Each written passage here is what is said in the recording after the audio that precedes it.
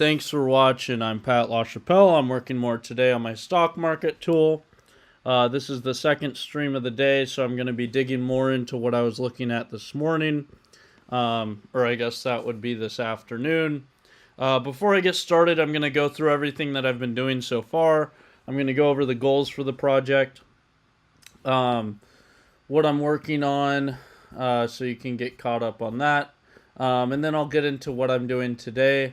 And finally, I'll get down to business. So here's the overview of the project. So I have two goals. The first goal is to beat the S&P 500 by a significant margin while remaining market neutral. So the S&P goes up on average 6% per year. I want to do significantly better than that, get 3 to 4 times that, and get 18 to 24% per year. Secondly, the strategy should be market neutral. So the S&P returns on average 6% per year, but there are years where it goes down over the whole year, and years where it goes up substantially over 6% for the whole year. So I want to be market neutral, regardless of if we're in a bear market or a bull market. This strategy should reliably give me returns every month, no matter what. And the magnitude of those returns should be 18 to 24% on an annual basis. So, the first, implementing the strategy. I have data going back to 2011. You don't want to use all of the data. For instance, ETFs have different price movements from common stocks like Apple or Tesla. The second thing is that you want it to work on high volume stocks only. So, if you have a really good strategy, you can scale it and you can get other people to invest in your strategy, and you can keep a share of the profits. And that's really how you scale up and make a lot of money doing this. But you can only scale up and trade with a lot of money if you can implement this on high volume stocks. And so, that's why that's kind of a requirement for this. So the first thing I'm doing is isolating a universe. It updates every month. At the first of each month, I get a universe for the month. And then I feed that data into the model. Now, the model should predict something like returns relative to market or sector, Sharpe ratio, probability of a positive return, something like that. And so I have a couple of models. One's predicting the Sharpe ratio, and the other is predicting the returns for the day. Over the next 5 days, that is. And the final step, once you have a good model working, the final step is to implement a portfolio strategy. So based on the output of the model, allocate capital accordingly. So that's the final step. Now, what have I been working on recently? So,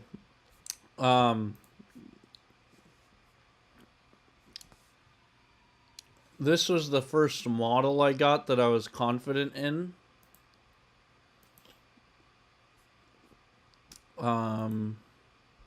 Where is it?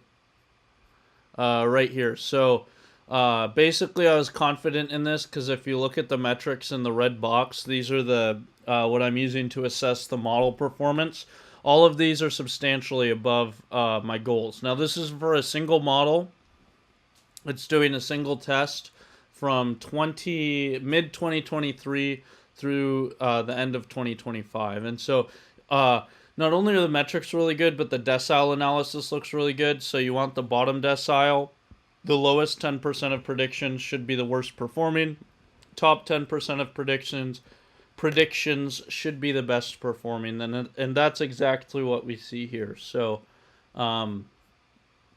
that's good. And so not only are those two things good, but if I did a walk forward analysis and trained a new model for every year from 2016 through 2025, it's hitting the goal metrics for every single year. So based on this, I concluded it was really robust, so I started implementing a portfolio strategy. I found basically any strategy I try to implement on this model worked really well, but that wasn't the case for the walk forward models. So it basically lost money from 2016 through mid-2022. So I looked at the models. I did some updating of the models. I didn't find anything that worked too well. And I had a simple portfolio strategy that seemed to work well, so I was happy with that. And so let me show that here. And this is actually on a different model. Actually, let me just show this. So I looked into the deciles, and I found that it's actually inverse for 2016 through 2021. So that trouble region when I was having a hard time predicting or getting a portfolio strategy to work. And so I decided to go ahead with the portfolio strategies here. And so now I'm kind of taking a deep dive into one of these portfolio strategies to try to get something refined. So I'm ready to start paper trading. I was writing code to do this early Friday morning. I was going to start paper trading Friday morning at 6:30. But I didn't get. I slept through my alarm, so I'm gonna start paper trading on Tuesday. So, but it's not clear which model or portfolio strategy is best. So Model 28 is predicting the returns over the next 5 days, and Model 25 is predicting the Sharpe ratio over the next 5 days. I have two different methods of training the models. And then I'm implementing these different portfolio strategies. So each one of these is going to be its own strategy. This gives us 36 total strategies I'm going to be paper trading. And that's a lot to implement at once. And it's a lot to implement the framework at once. I'm sure there's going to be issues and whatnot. So rather than starting by paper trading all of these models at once, I'm going to just start paper trading this model, one single model, and document it as I go. That'll give me a good feel for what I need to document. Hey, Sir Night Night. It's going pretty well. I've gotten a lot accomplished. I was going to start, I just said this. I don't know if you were in the stream yet, but I was going to start paper trading yesterday. I did a stream early Friday morning, getting ready for it. And then I was going to go live with one strategy, paper trading it, and then I slept through my alarm. So basically what I'm going to do is work on documenting the single model. I might spend a while paper trading only one model. It might take a week to build up the infrastructure, but once I build up that infrastructure, then I'm going to start on all of these models so that I can compare them over time and hopefully find, hopefully there will be some indication of what's performing better, what's performing worse. So looking into the single model. So that's what I'm documenting here. I'm looking into this model and I'm changing around. Basically a pattern I've found over the time I've been optimizing these portfolio strategies is the only thing, I'm scaling the portfolio exposure up and down based on external factors. And the only thing that's really helps the scaling of that exposure is scaling based on the volatility of the universe. If I'm scaling on anything else, it doesn't really work very well. So I'm just playing around with that scalar. You know, what is the threshold volatility where I start scaling down the exposure. So I played around with that, and I found that basically this is the summary of that here. And I'm looking at how is the drawdown. So you see basically higher, this kind of makes sense. This is a little bit intuitive. Higher volatility threshold. If you allow more volatility in the portfolio, you're going to have a higher drawdown and you also get higher returns. So that's kind of a trade-off. For implementing something live, you want the drawdown to be as small as possible. And so typically I'm using 20-day look back for the volatility drawdown scalar. And you see that if I vary it to do, I tried going shorter, halving it down to 10 days and doubling it up to 40 days. But the performance of these 10 and 40-day lines is almost the same up through the threshold of 8%.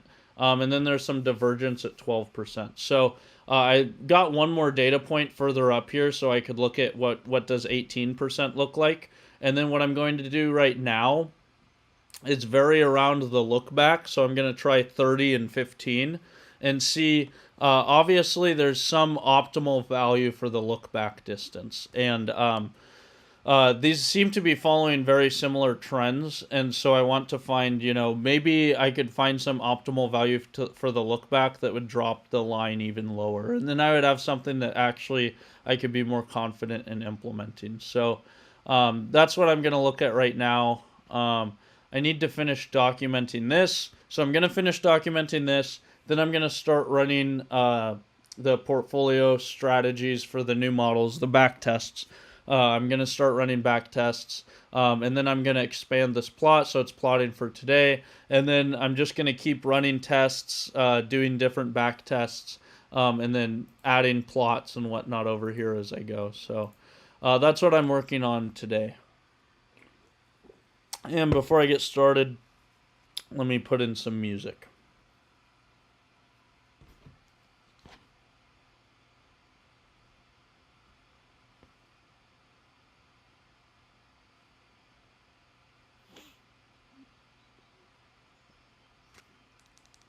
All right.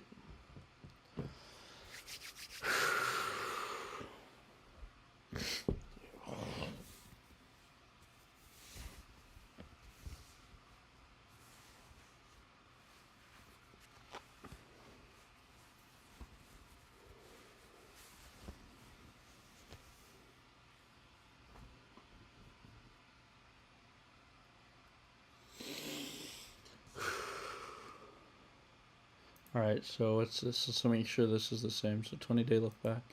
Max drawdown 52.17. Yep. Annual return 28.52. Yep. Sharp 0.8905. Drawdown duration 670 days.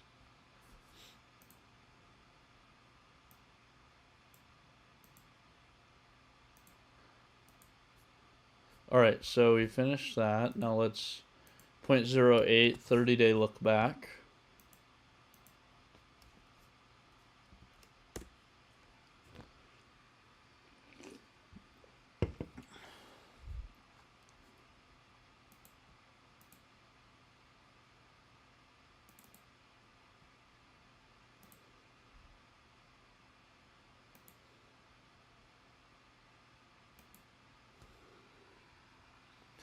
A3 to A6. So let's just make this A7. Make this guy B7.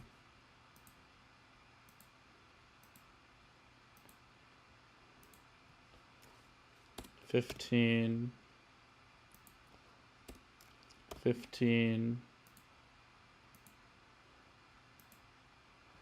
23 and 23.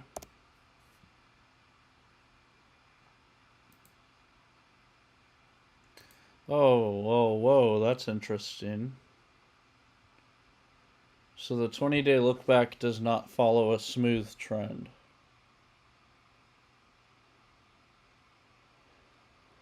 So what do I have? I have 0.12 and 0.18, so I should get 0.15.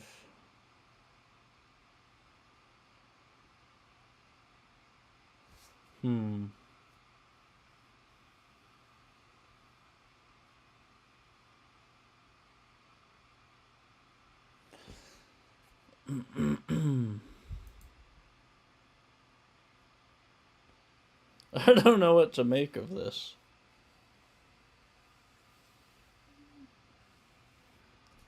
But 30 at 0.08, let's see where it falls on here.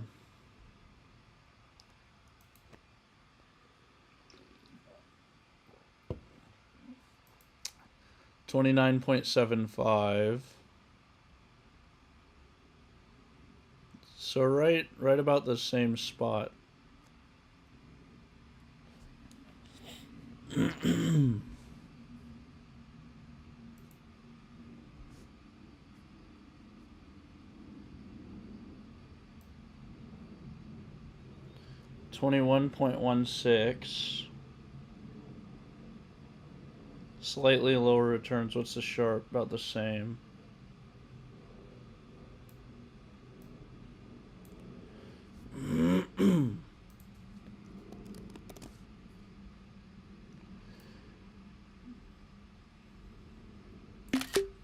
This isn't very noisy, though. Kind of interesting. Alright, let's think. What do we want to look at next? Okay, first I need to add in... So I'm just going to start simple strat.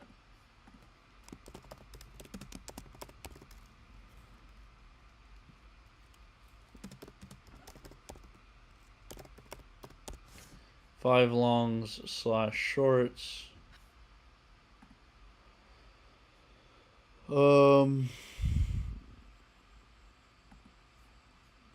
Wait, what do I have as the rebalance days? Yeah, rebalance one every day.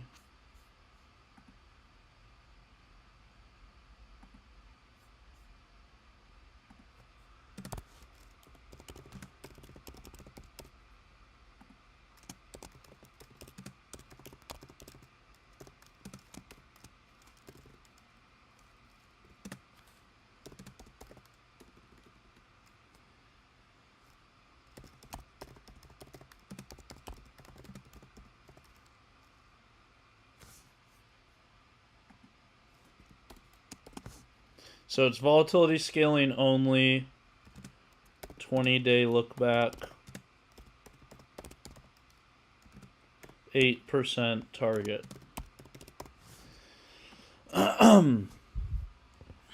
Okay, now let's show that the results for that here.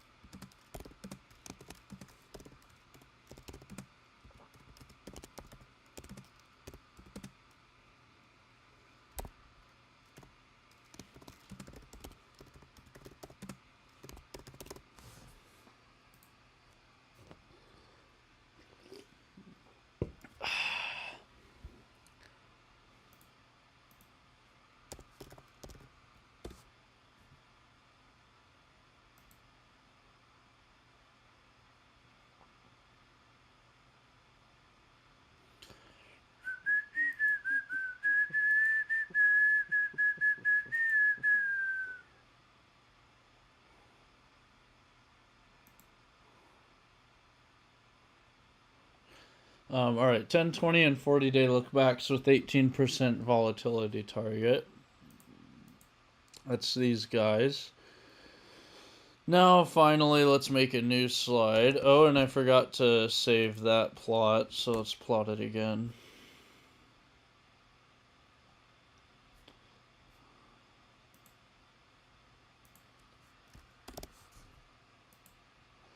So now we're going to do a 30-day look back.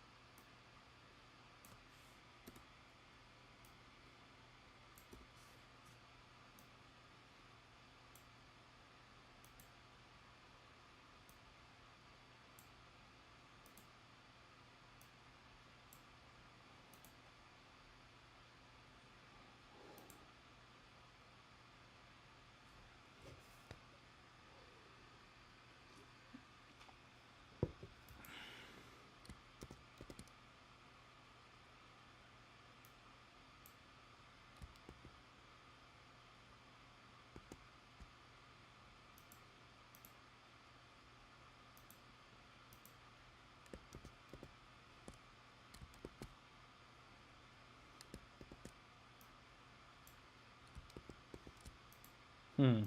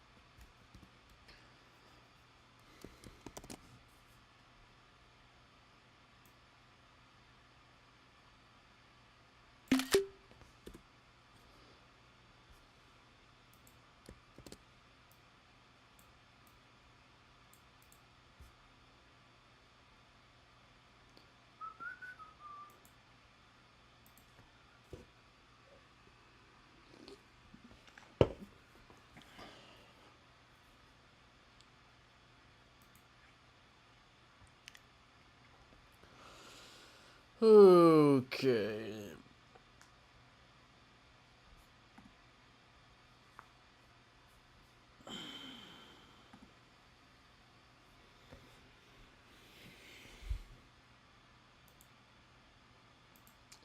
So, um,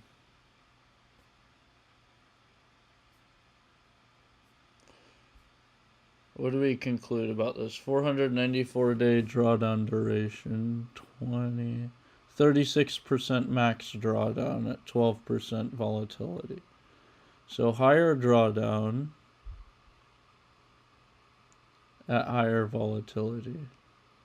This point significantly higher. Now what about 0.18? Still higher, or does it come lower?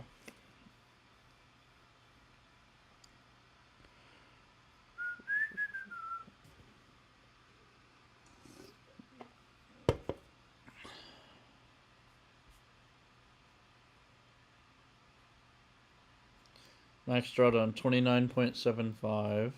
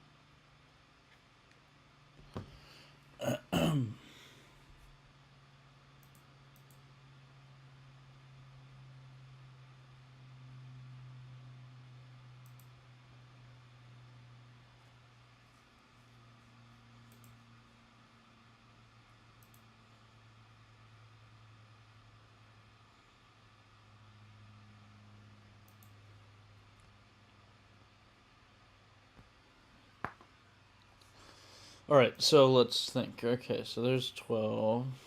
This is 5. We're good now, right? 31.14. Yeah. That's 18. All right, so this is 18. This is 12. This is 8, right? 8%, 1.0488. Yep. All right, so this is 8. Let's put the values in. So at 8, for a 30-day look back,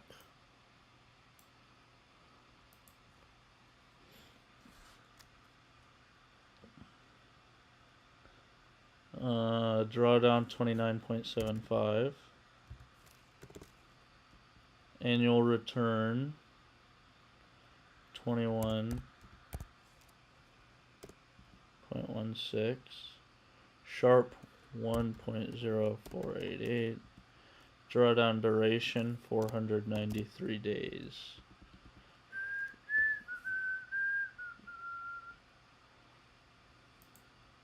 Here we have 36.08.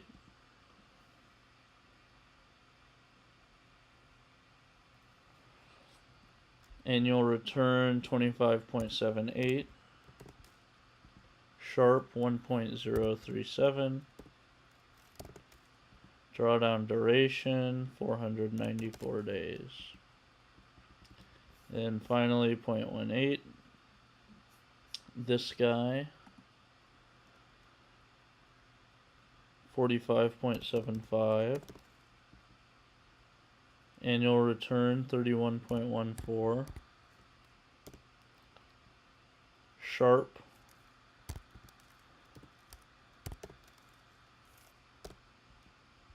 drawdown duration is 634 days.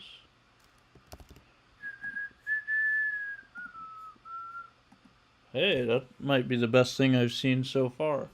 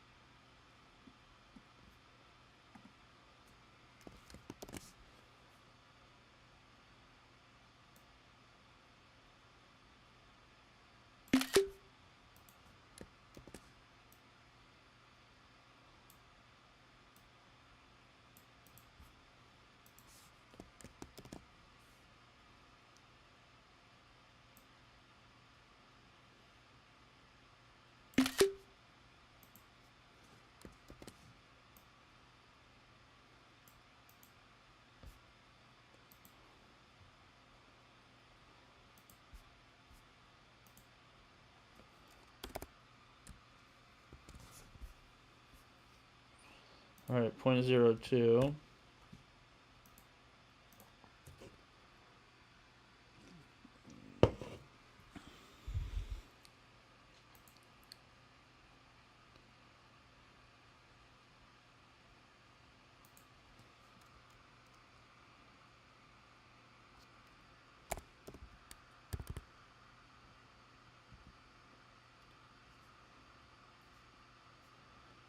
So drawdown at 0.05, 24.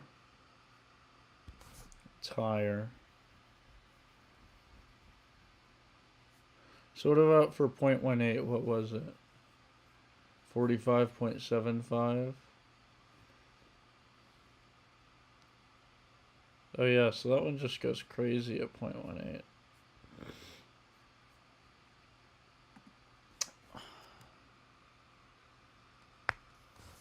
Alright, annual return 16.92. Sharp 1.0622. Drawdown duration 463.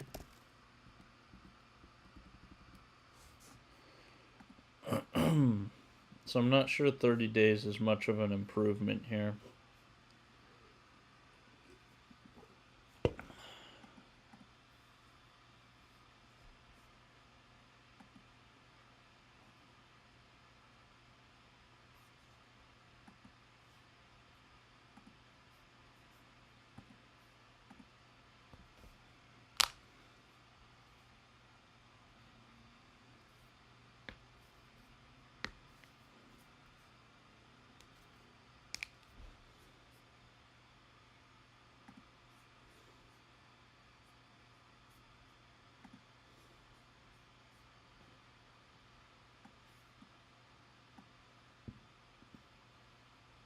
I don't know, that looks like a much more steady rise. But really low exposure the whole time.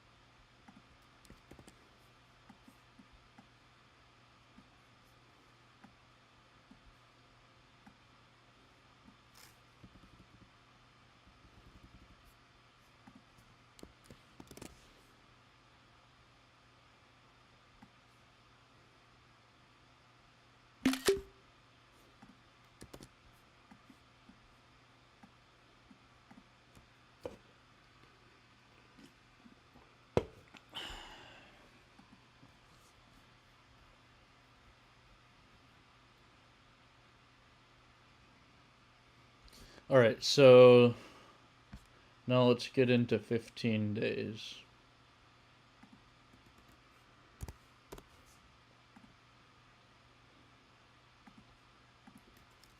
Start with 8%.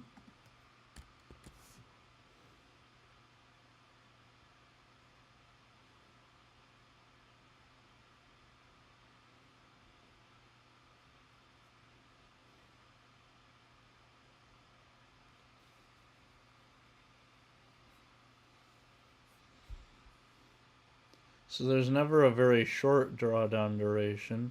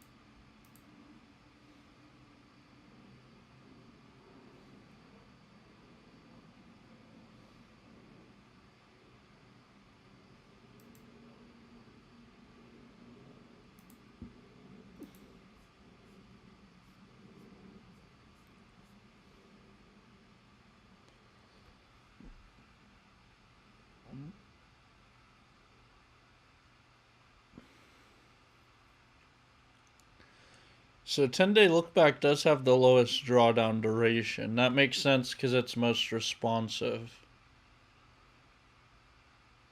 So maybe I could get something good with the 15-day look back. We just need to wait for this to finish running. So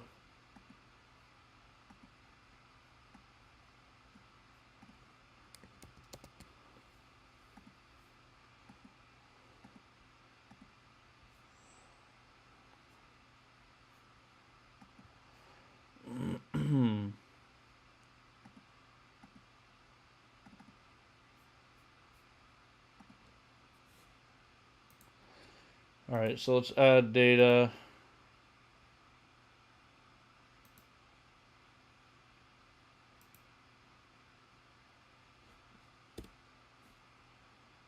X values, Y values.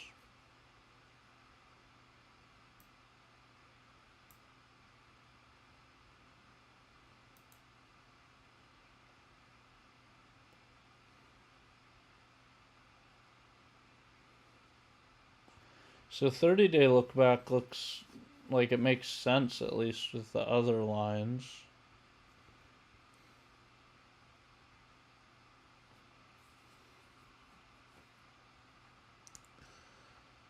Forgot I need to put data in. But before I do that, oh, so this is the one I just ran. Here's the most recent. So 10.92 it should be. 16.9. Oh no.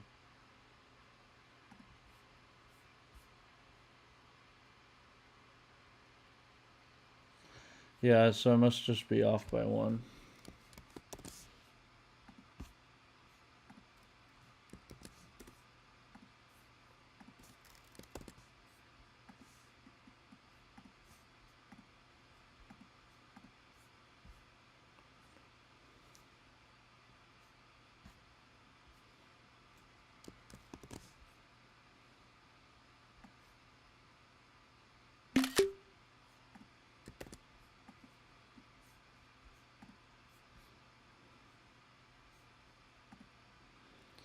Alright, max drawdown 15.65. Annual return 10.92. Sharp 1.0677. Drawdown duration 463 days. Alright, 15-day look back. Let's just fill this out real quick. So 0.08 max drawdown 35.44. Whoa, big. Annual return 19.54. Sharp 0.876. Drawdown duration 446 days.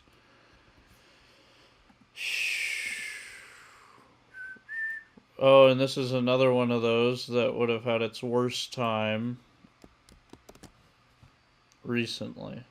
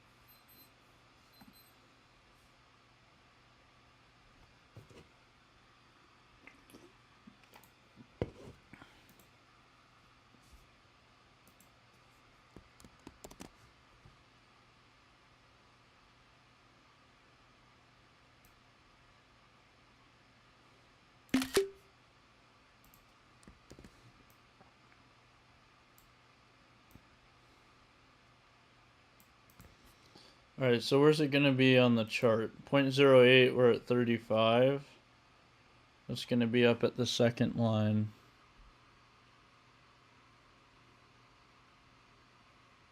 Right here.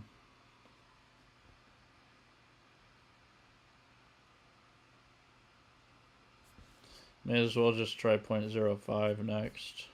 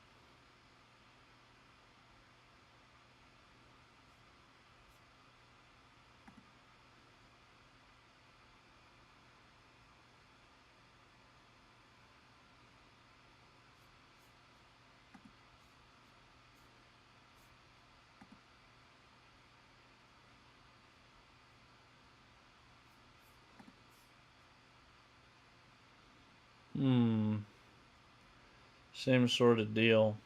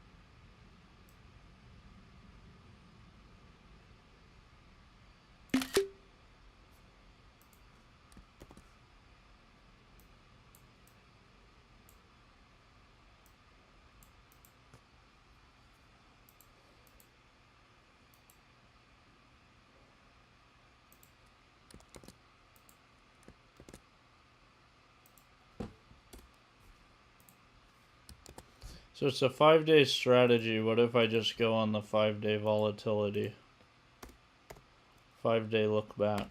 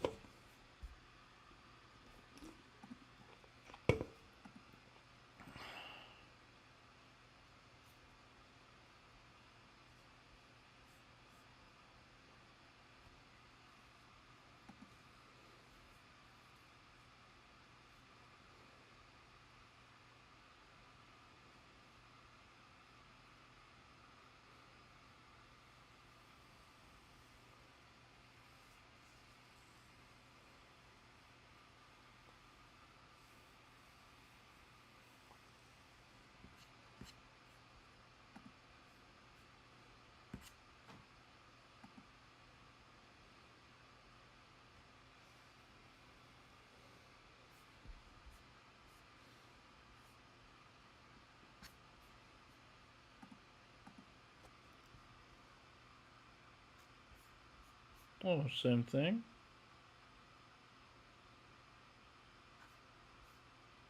Oh no, this is it.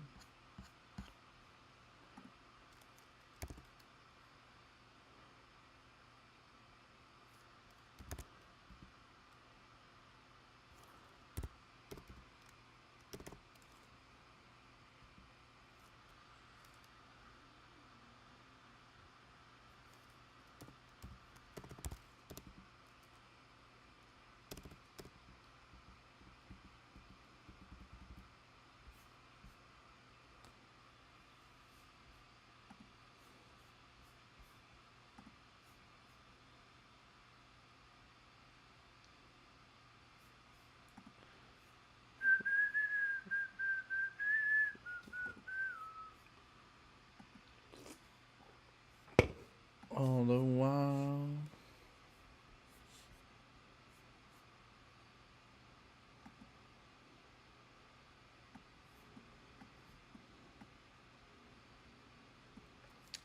So here's a 5-day window with 8% volatility.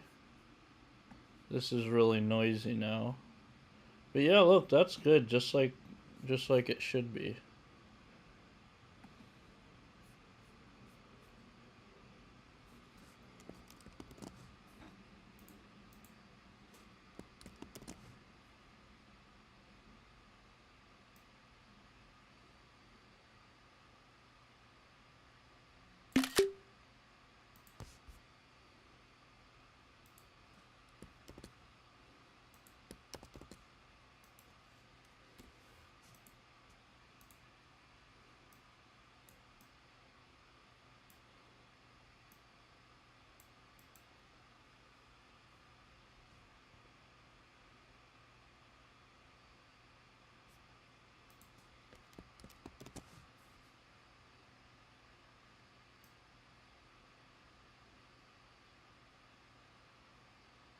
Much shorter drawdown duration.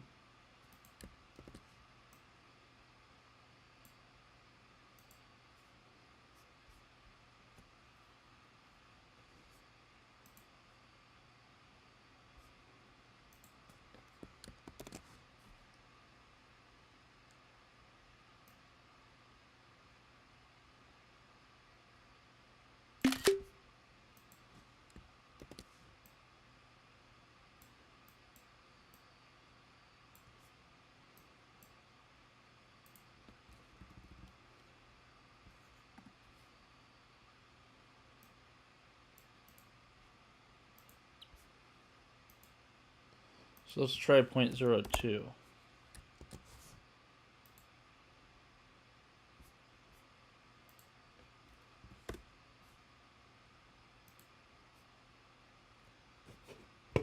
Where'd my music go?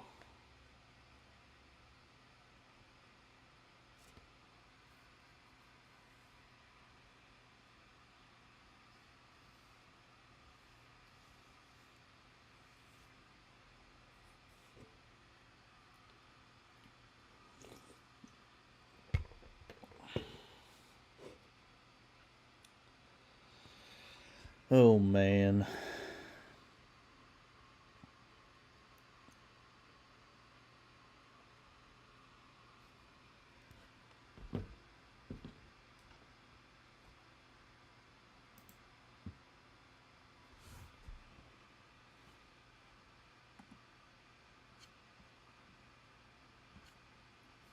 Alright, then I'll screenshot this and put this in, then let's make a new one for fun.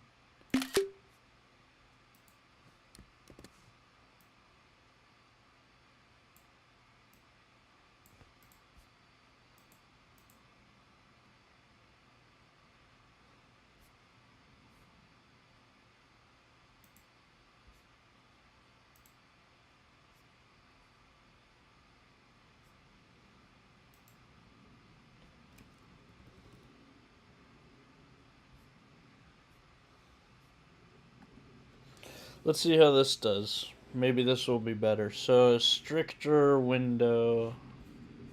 So, what are these guys at? So, around mid-teens to 20 for the worst drawdowns.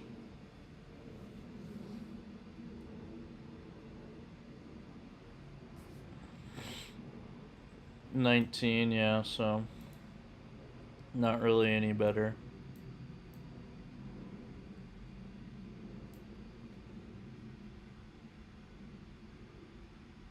Okay, so I'm gonna use the previous one, so let's try 0.08, then IC look back, let's make false, but spread look back, let's make true, and let's have it look back 5 days.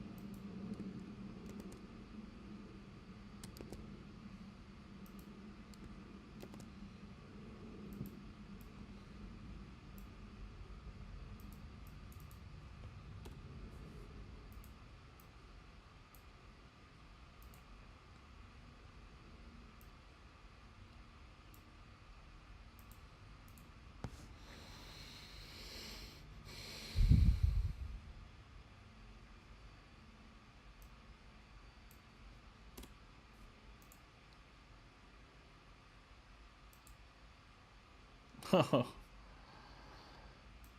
gave us a crazy drawdown recently.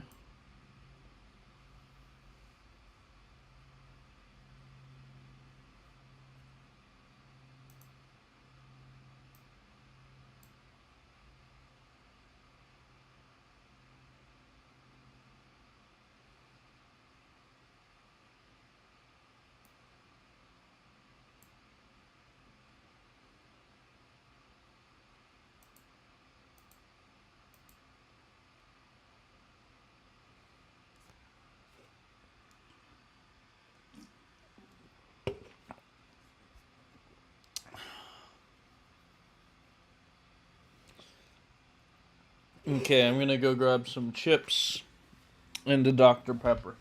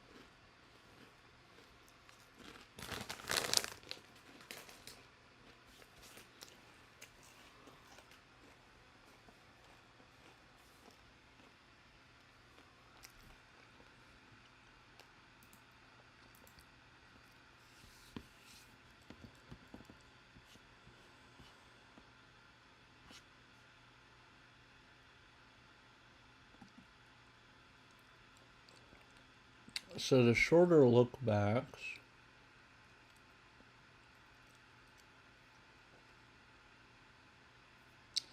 what if I try a really long volatility look back? Like, so here we have 400, I went up to 40 days. What if I try 100 days with a 0.08 target?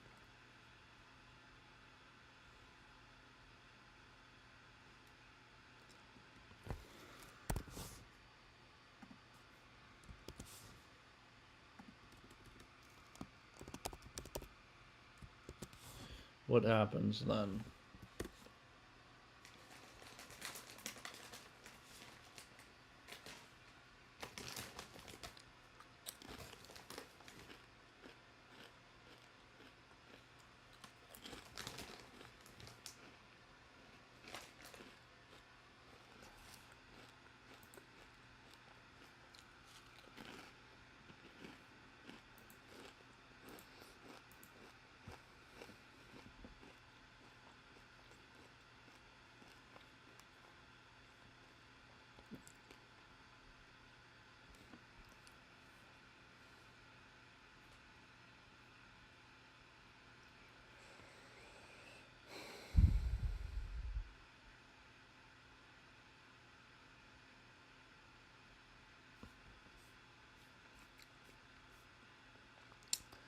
$15-day look back is slightly above a 10-day, right?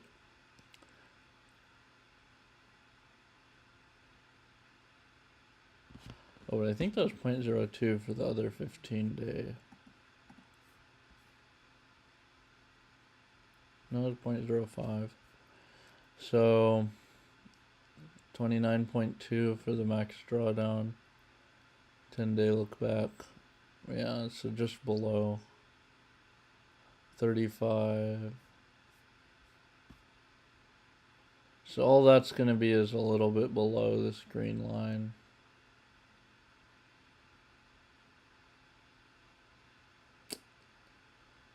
$25-day look back maybe.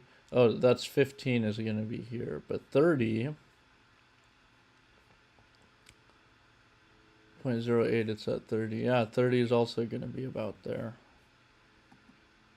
So is 20 just some lucky number?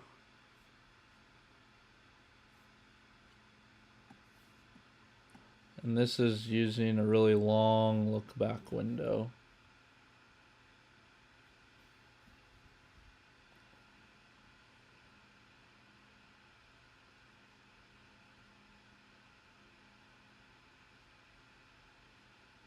So what if I try, okay, I'll do a long look back window, but I'll tolerate more volatility? I don't know if I want that.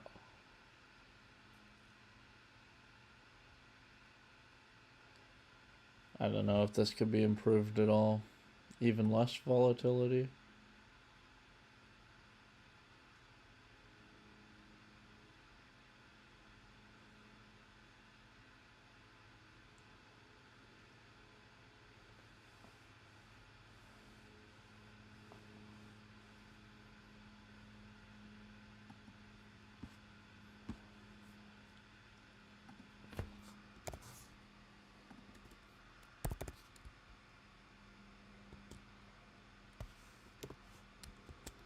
Crank the volatility all the way up. See what happens. Hey Pat, I do technical analysis, so I'm not getting what you're doing. Okay, well this isn't too far from technical analysis. So here's the outline for the project. And just like in technical analysis, the first step is isolating a universe, right? So that's my first step. Same thing, isolate a universe, define some criteria, update the universe every month. Then I'm creating a bunch of indicators that are the same thing like you're looking at in technical analysis. So for instance, Bollinger Bands, this is a whole bunch of indicators, MACD, ADX, ADR, stochastic oscillator, all sorts of things, volatility, basically the same sorts of technical indicators that you would use. And then I'm feeding them into the model and giving the model a target. That should be something like returns over the next few days, over the next day. I have two models. So one model's predicting the returns over the next 5 days, and then I have another model predicting the Sharpe ratio over the next 5 days. And then once you have a model that works, the final step is to allocate money, right? So develop some strategy for here's the output of the model. Based on that output and some external parameters like the volatility index, for instance, or treasury rates, decide how to allocate the capital in the portfolio. So that's what I'm working on right now. So I have the model working. The model works really well. Here's an example. This is my Sharpe ratio model. So the metrics are really good and the decile analysis looks really good. If I do a walk forward, train a new model for every year, all of those models look good. And so I've changed this a little bit, but that's basically the gist of it. So now I'm working on a portfolio strategy, and I'm comparing different portfolio strategies right now. My plan is to go live with paper trading starting on Tuesday, so the market's closed on Monday because it's Memorial Day. Happy Memorial Day, everybody. And then the market opens Tuesday. So because there's no obvious best model or portfolio strategy, there's a lot of things that work. I'm going to implement all of these. So I have 4 different models at the top. Really 2 models trained 2 different ways. And then I have all of these portfolio strategies on the side. So I'm going to start with just one, the single portfolio strategy right here. this guy, and then I'm going to build it out from there. So what I'm trying to do right now is find some portfolio strategy which works best here. Maybe I'll implement a few other ones, and then in the next couple of weeks, I'm going to start paper trading more of these models, and then I'm going to build up the code infrastructure to basically track paper trading. Because if I want to try, like here for instance, I have 36 different model strategies that I want to try using. I don't want to document all that stuff by hand, so I need to build up some infrastructure so I can paper trade them all at once. And then once that works, hopefully I'll have the infrastructure built by the time at least one model is traded for 30 days. I want to trade all of them for at least 30 days, compare them. And if they're working well, I'm going to figure out what works best. Maybe I'll do a basket and weight the different strategies differently. But then I'll go ahead live trading that with real money. So that's kind of my plan. Yeah, so this is looking into different parameters on the portfolio level for implementing the strategy. So right now I'm back testing the portfolios. I want to look at based on, if I had implemented this strategy in the past, how would it have performed, and then refine some good strategy that I can go live with. So this is the using a long window but tolerating tolerating more volatility.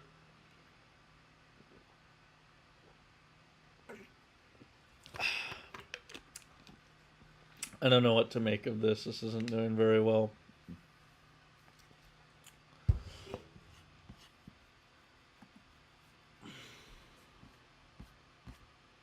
Now, real quick, let's look. What if we don't have any scaling? Target volatility 1.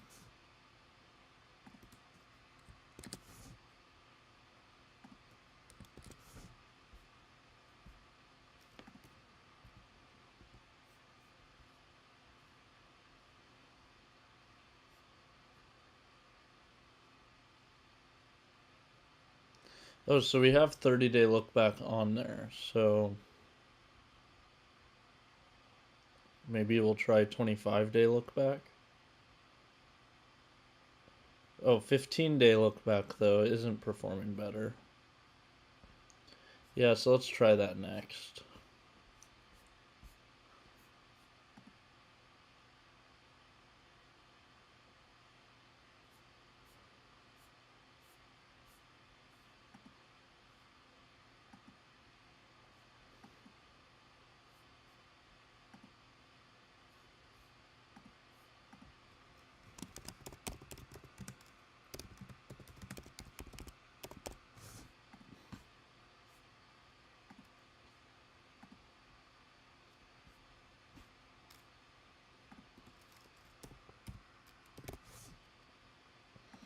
.02 with the 15-day look back.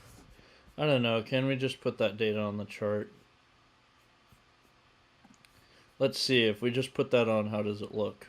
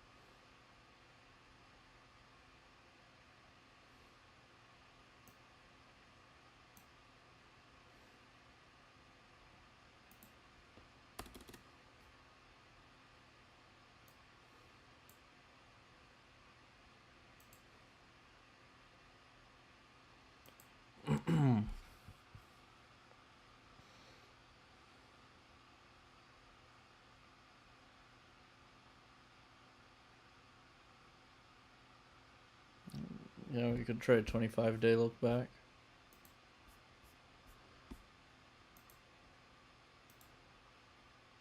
Whoa. Whoa.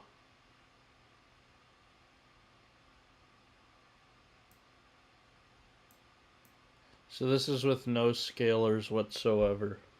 Or I tried to turn the scalars off. Somehow I still got the volatility scalar.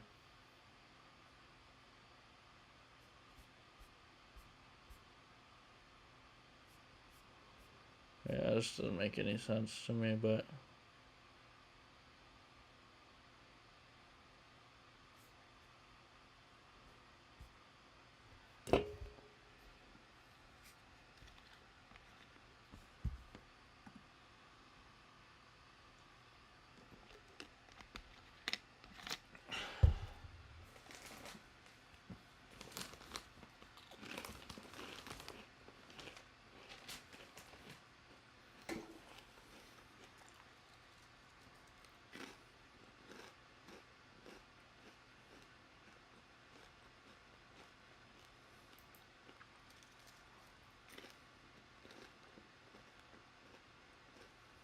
Whoa. I would have doubled my money in this month.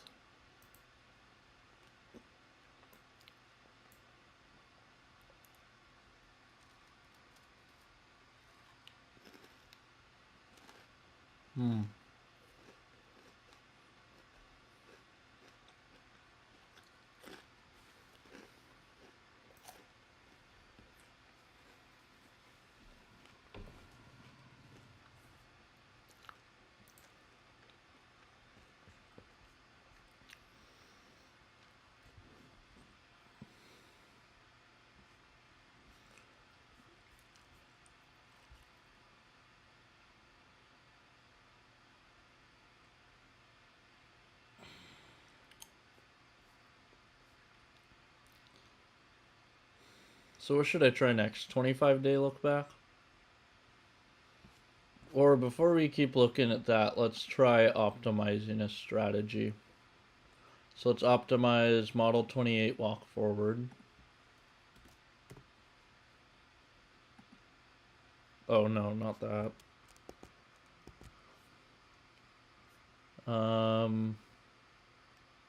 Here. So let's do model 28 walk forward. Optimized from 2015 through 2023.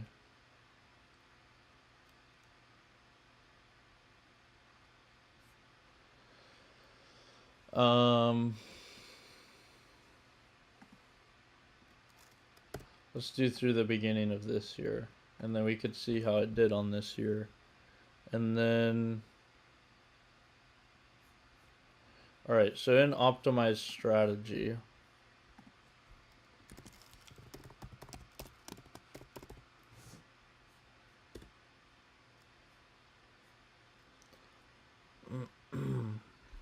number of positions is 5. Rebalance days is 1. Holding periods 5. HRP look back is something between 30 and 150. Buffer multiplier 1 to 3. Smooth predictions should be on or off. Sizing method, same thing. Target volatility 0.01 to 0.2.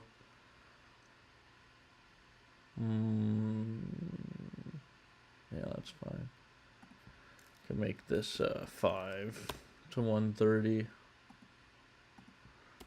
Step 5. Let's not go all the way back to 130. We could do 5 to 60.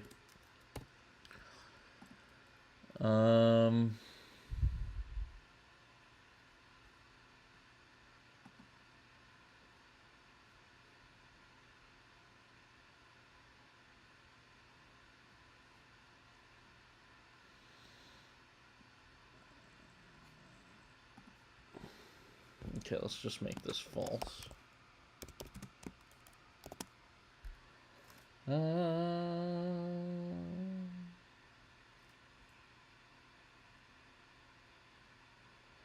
Alright, IC look back 10 to 120, step 10.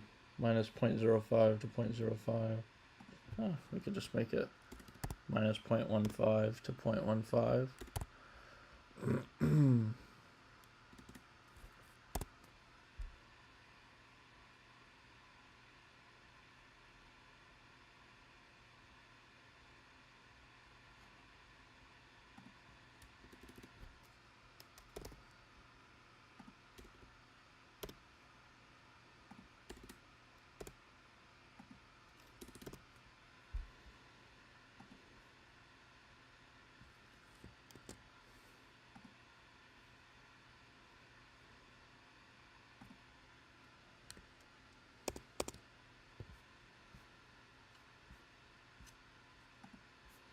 Alright, let's try optimizing and see what happens.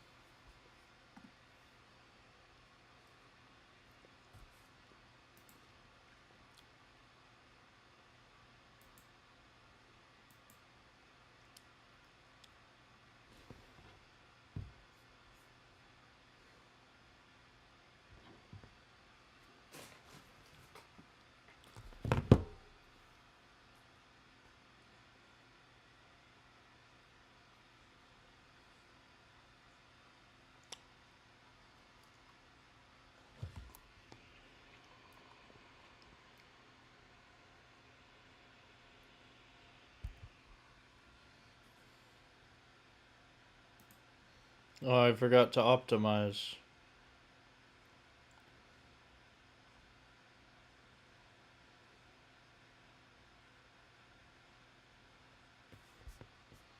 What even is that?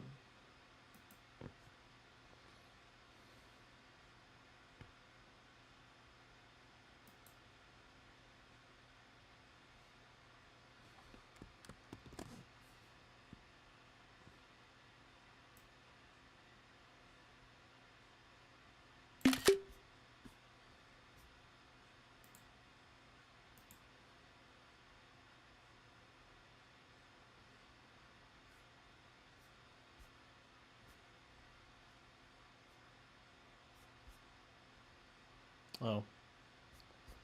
Wait, that's 5-day look back.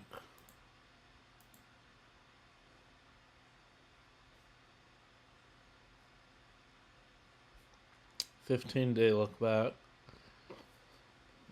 0.05. Okay, yeah, so we do want to put this in.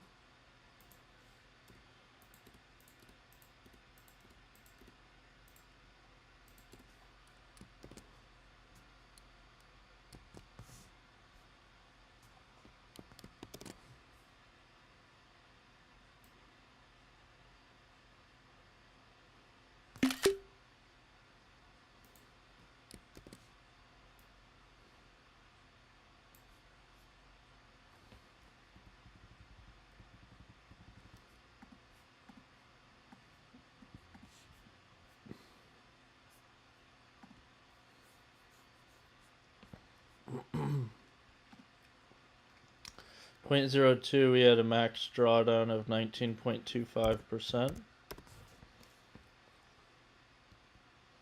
Not better than the 30-day look back.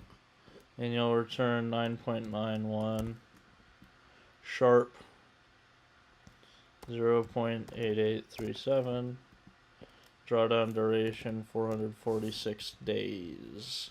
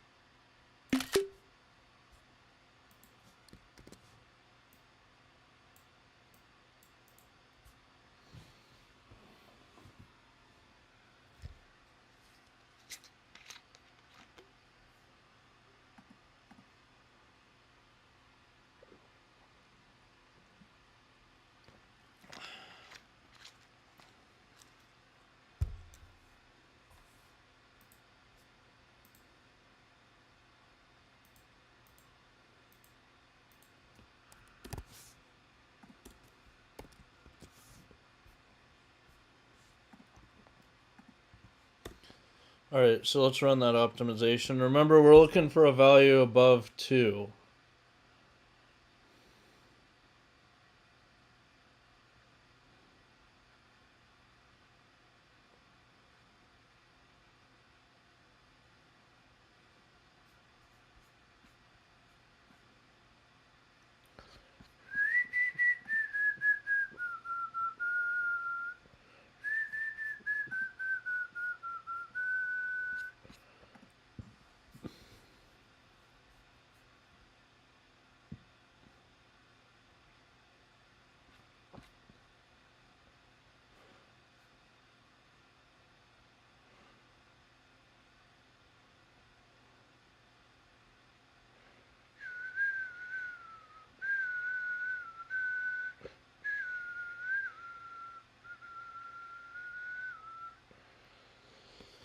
So at 0.02,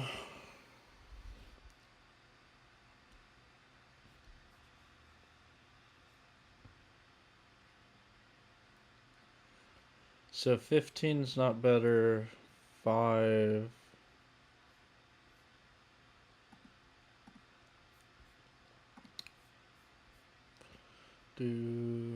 Alright, so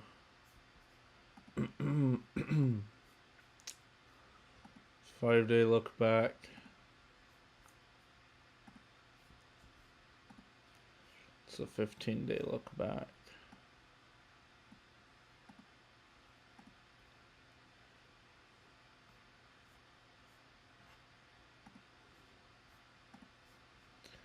Let's add more data.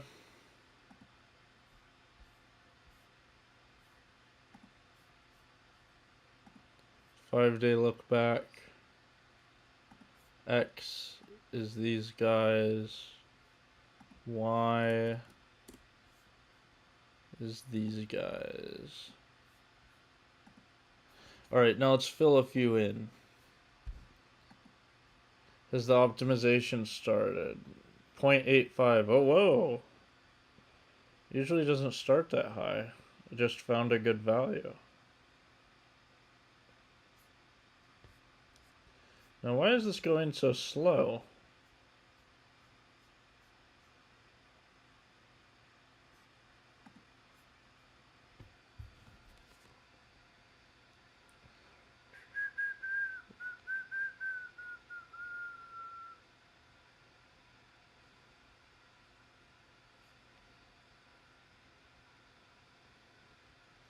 I need something good to listen to. Does anyone have any recommendations?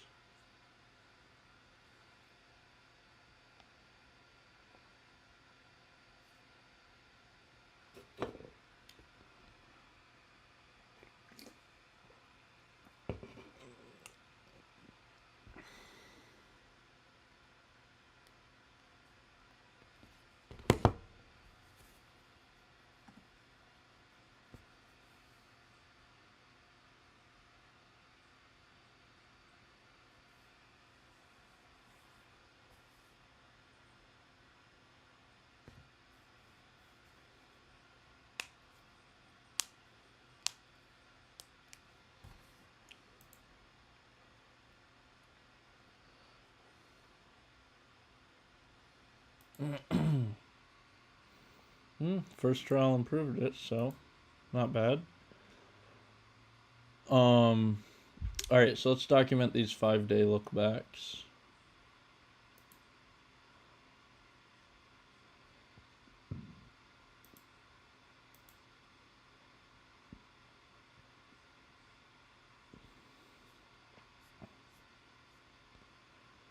So 0.08, 5-day look back.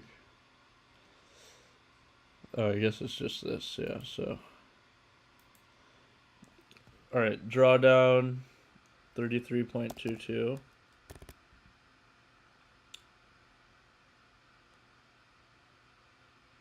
But the duration's lower, which is interesting.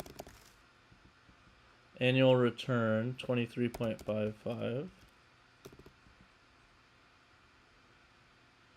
Higher. Sharp 0.98.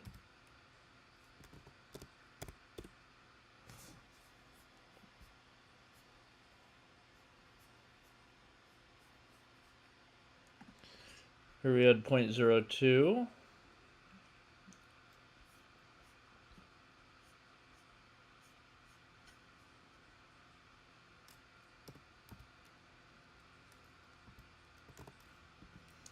Annual return 12.99. Sharp 0.98. Oh, max drawdown here 19.93. Drawdown duration 427 days, so even longer. So maybe that 8% value is a fluke.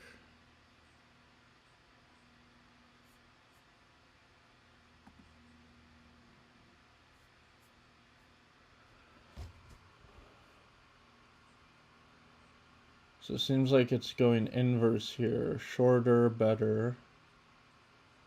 Longer, 20 and 30 days works well. 40 days goes back up.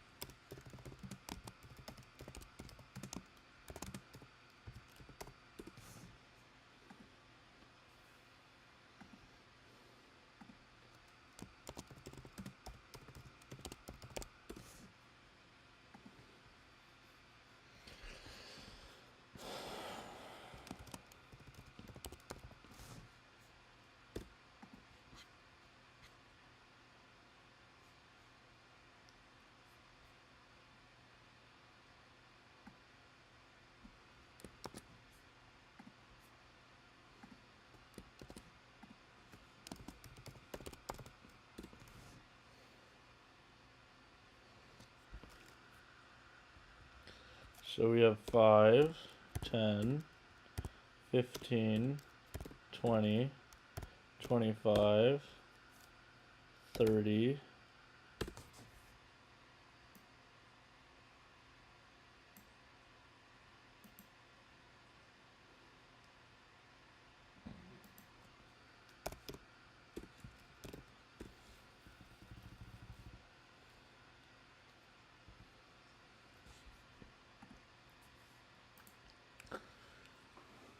So 5-day look back. There's our data.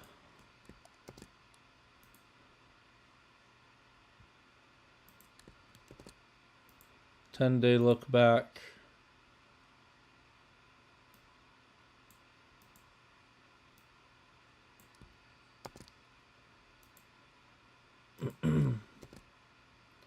Fifteen-day look back.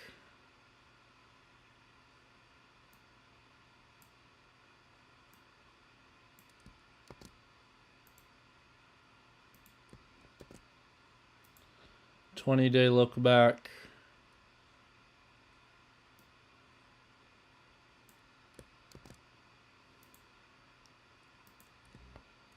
Thirty-day look back.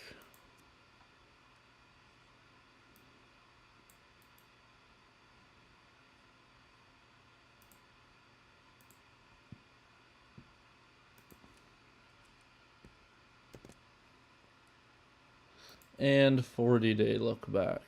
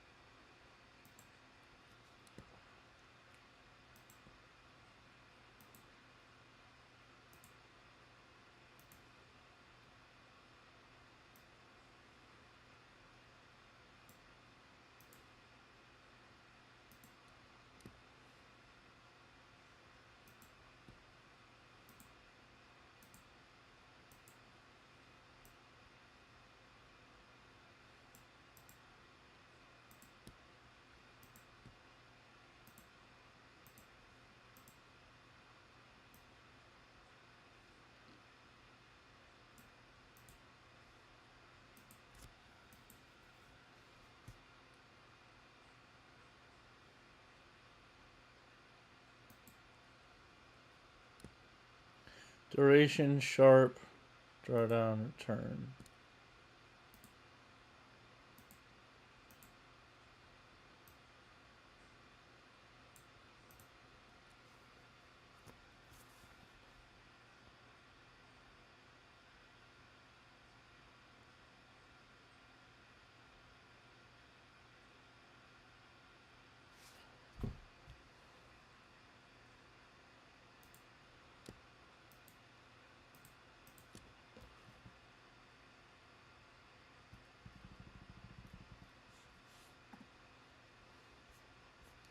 Alright, let's check how the optimization's doing. Hey, Paprika, how are you?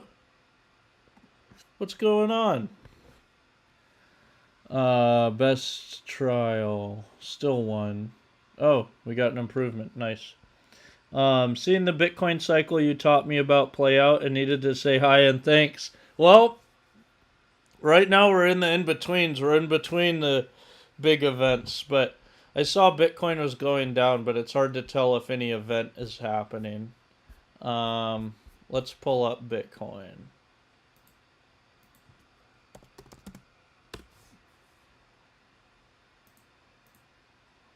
So yeah, it goes up and down. I'll compare this to the last cycle. So I was looking at this actually not that long ago. So it reached the trough end of January. Look at what it did this year. The trough. Oh no. All right, so it is coming down. It has a little fight back. This we had a longer fight back this year, but look at this. Trough goes down basically beginning of February. Comes up, recovers to, oh, and then it bottoms out and throughout March. So look here. It doesn't really bottom out, but it doesn't come back. But then it fights back to the beginning of April and then falls. Here we fought back to the beginning of May and now we're falling. So let's see if we fall. No, I'm stuck at like 30% of the way through. I read a lot of it. When I flew to Colorado, I read it, the whole flight there I read it, and the whole flight back I read it. But I need to fly more because it's so easy to read on flights. It's like, I feel like I'm wasting my life if I'm doing anything other than reading. So, you're only halfway through? Good, I feel better then.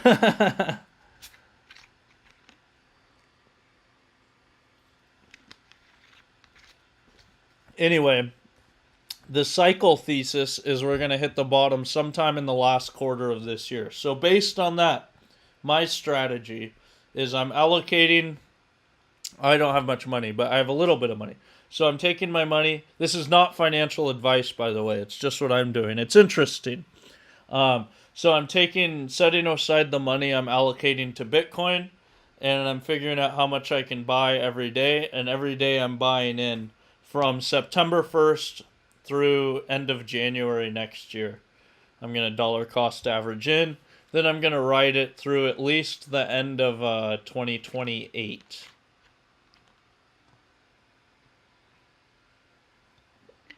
That's smart. I don't have enough self-discipline to read on my phone, to be honest.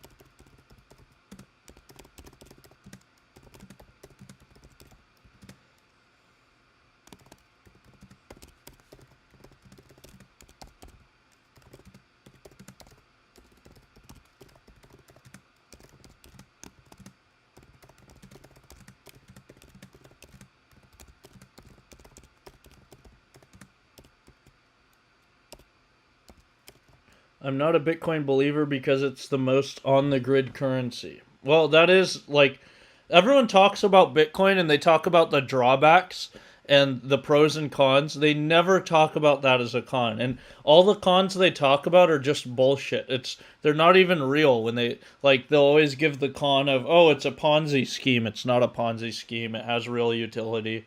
It's money that you can send across borders instantaneously. There's a finite amount. It's a limited supply. There's not other assets like that. However, the fact that it required, and then they talk about the energy, it requiring energy, but they only talk about that in the context of, oh, it's not green, or oh, it's not sustainable if it scales, and all of that's just bullshit. But that is the real thing. Is the risk is that it's on the grid, so all the government has to do is shut down the grid. But I don't know. That's kind of a complicated risk analysis you have to do on that, because if you shut down the grid, governments aren't going to be. If you shut down the grid, you're going to have riots in the street. So they're not really incentivized to do that. So I don't know. It's interesting. I'm varying the scaling by volatility since I found this to be the most consistently effective scaling method to use. I found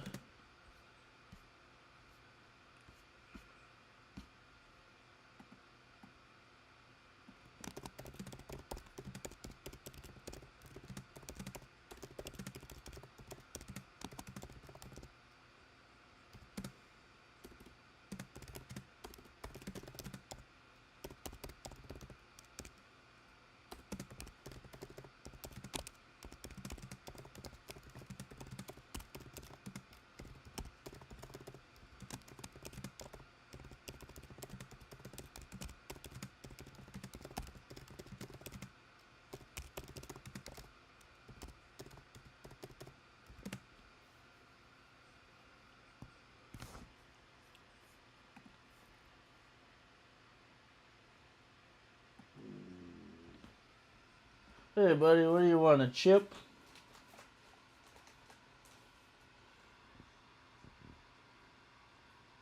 Yum.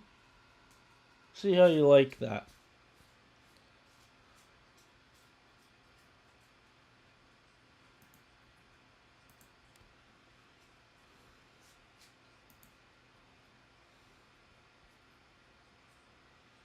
Okay, the different lines are from changing the target volatility. Um,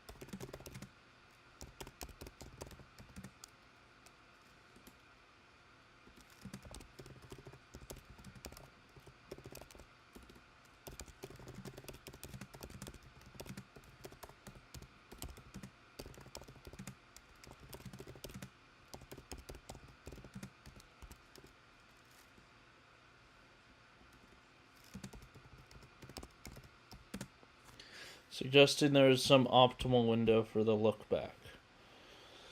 I mean, the fact that it's non-fungible. I like the fungibility of gold and cash. If the shit ever actually hits the fan, I forget what fungible means. It means you can exchange it.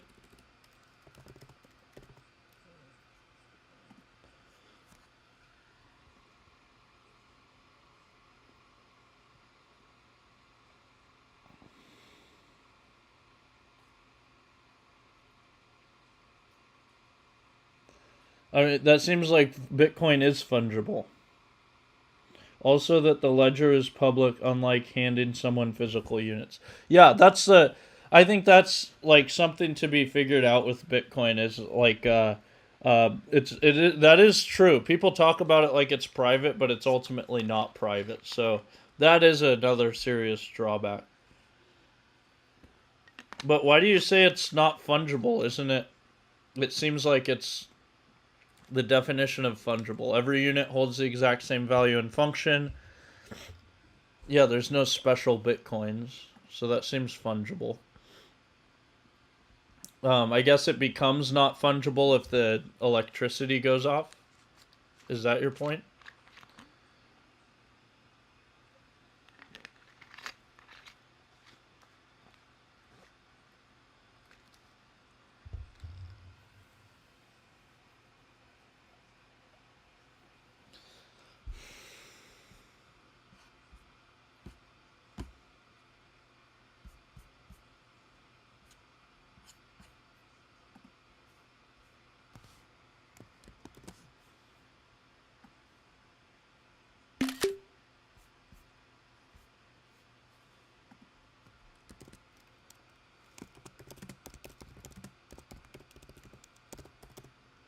The second screenshot.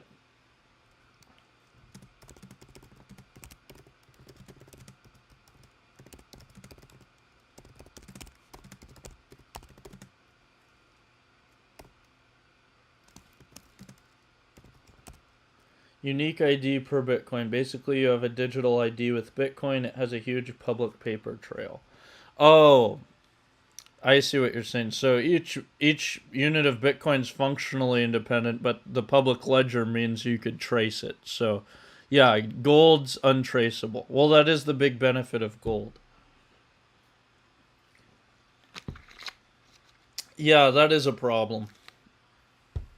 That it's public, but I think that actually, I don't know. That might not. I don't think that might not be a problem going. In the future, because there's going to be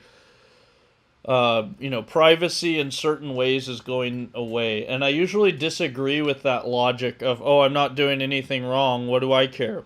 I think that's really a complete fallacy, and that's how you set yourself up for a dictatorship.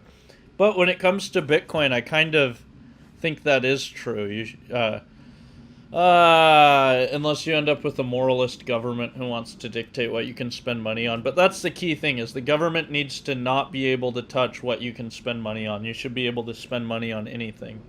Um, so I don't know. That's a complicated thing. And they do that with dollars anyway. You can control it. So the second screenshot is from varying the look back window at constant 8% volatility target. Alright, and let's say what we see here.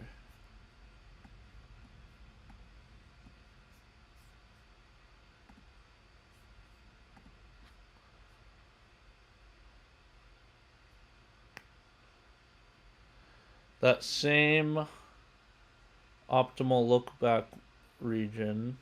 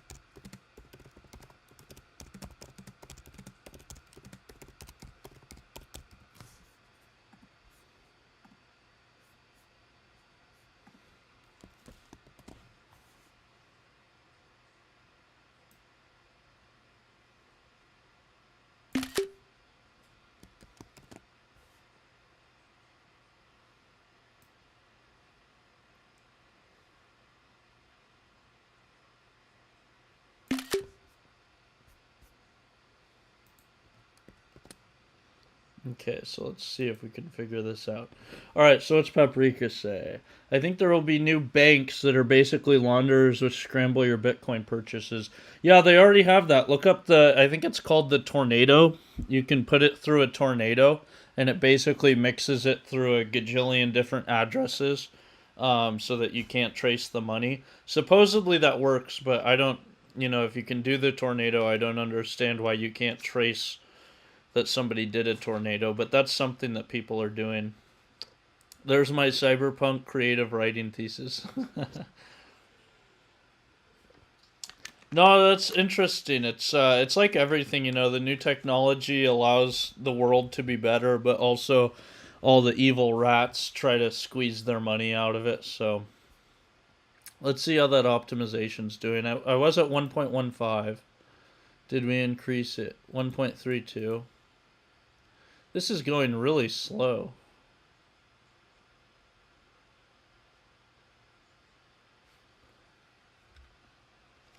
We're at 16 out of 200, so 8%.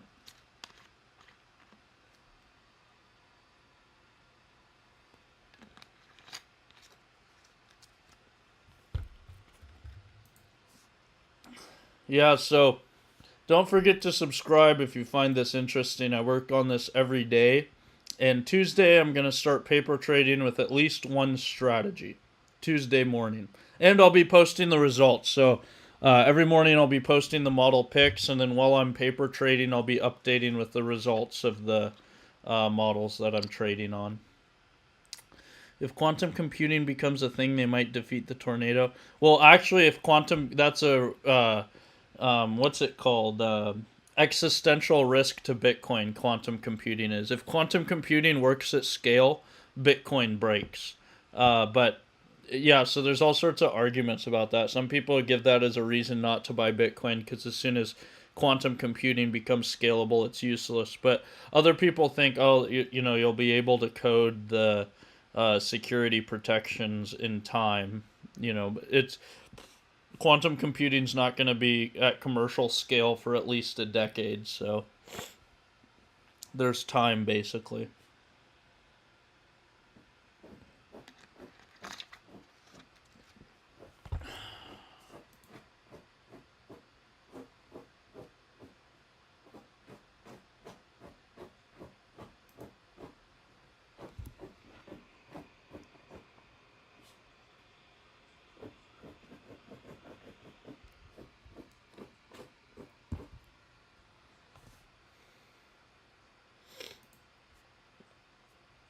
All right, so let's see if Claude thought of anything. Your instincts are mostly right, but the single most useful thing I can tell you is that you're reading one noisy realization of four metrics that genuinely trade off against each other. So before tuning. So we can play the next two algorithmic Bitcoin cycles and then dip. Yeah, I mean, and the thing about the cycles is they become less volatile over time. So your ability to how much money you can make off each cycle goes down each cycle. So look at this. See? It's just slowly lowering. And really the 2021 cycle was the last great high volatility cycle. We never got volatility. Like, see, in 2017 it peaked all the way up here. We didn't get anything like that again until the 2020 crash. 2021 it peaked up to 5. But in this most recent cycle, I mean, the most recent peak is 2024. So let's look for end of 25. So this was the peak of the last cycle. So really, one thing you could do, one way people pick out the bottom is they wait for minimum volatility. Ideally, volatility should drop to its lowest point. So here's Bankman-Fried, dropped down to 1.6, but it had been below that before. Drop down here. beginning of 23, mid 2023, it hit the true minimum. So I don't know what to make of this. I'm thinking moonlighting to make money for my commodity cycle. Funny how everyone forgot about Hormuz. Well, it's still a very real thing. Yeah, I think that's because the oil price stopped being so reactive to it. But what's this? I kept seeing on Twitter this morning they were talking about the Strait of Hormuz, or no, the U.S. was positioning ships or something.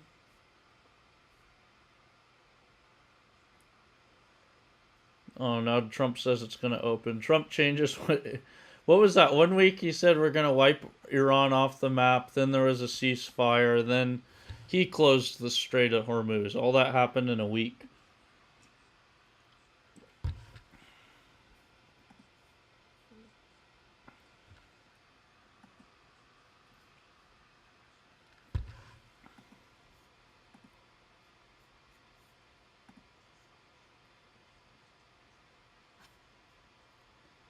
One point three.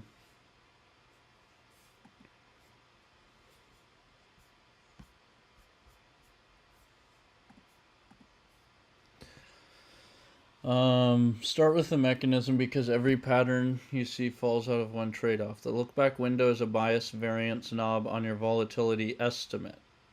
The short window is responsive but noisy.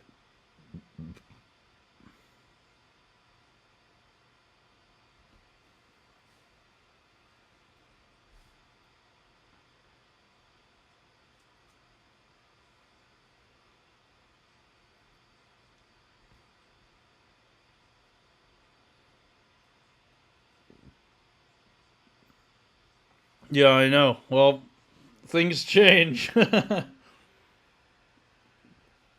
that's also the Trump strategy, right? Like he always talks a huge game. It's what he does with everything. It's he hits you, you know, talks a ridiculous game, sues you for $100 million.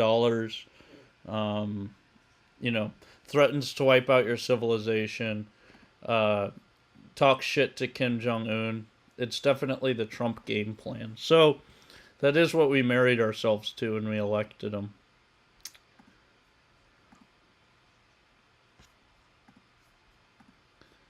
Um,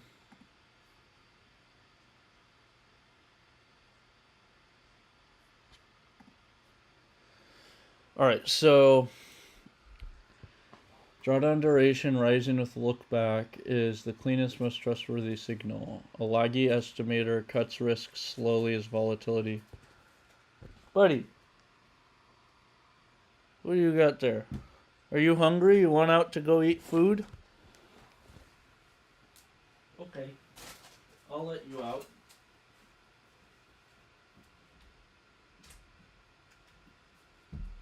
I'll let you out. Let me put the door stop in. Good boy. Good boy. Good boy.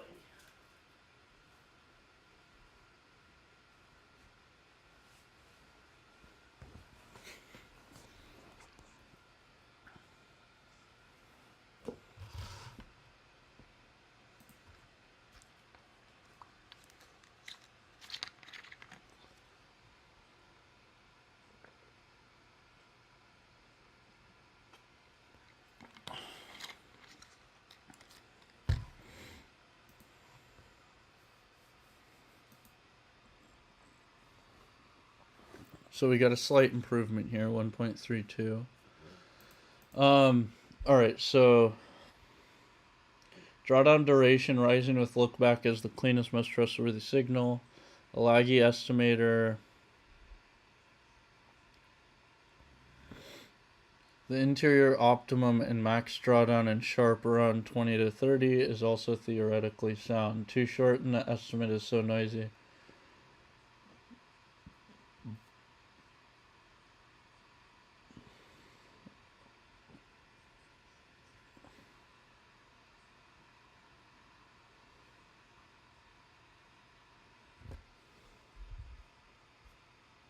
Sharp.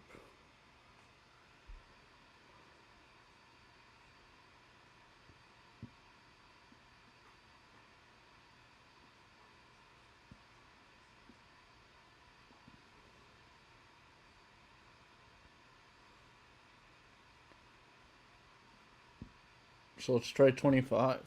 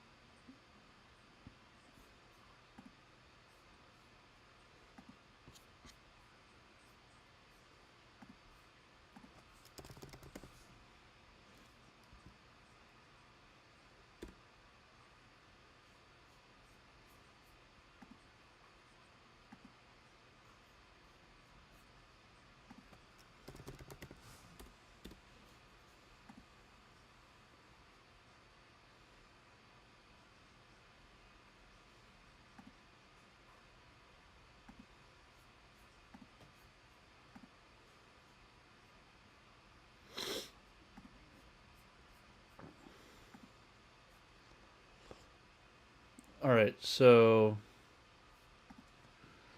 your annual return read. All right, so this is makes sense.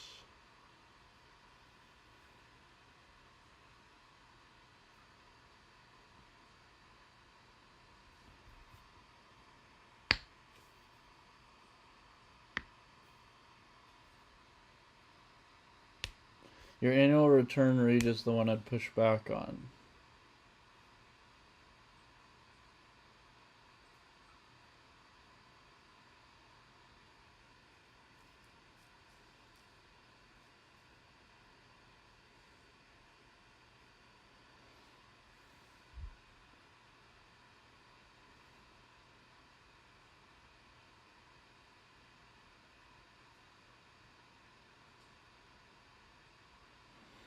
Drawdown magnitude and Sharp want 20 to 30. Duration and return want short. There is no optimal lookback until you define an objective function.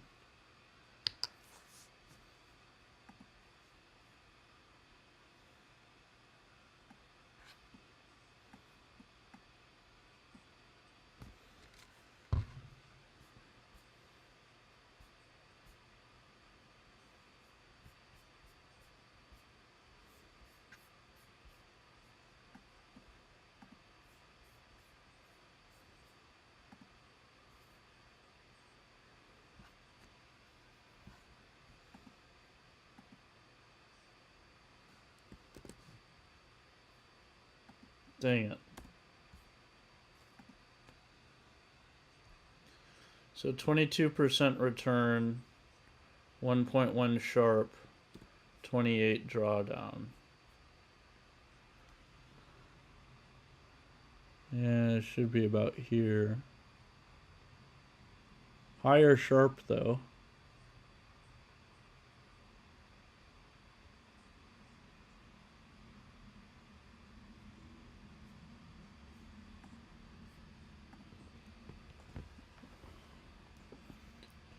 The window is a crude proxy. Oh.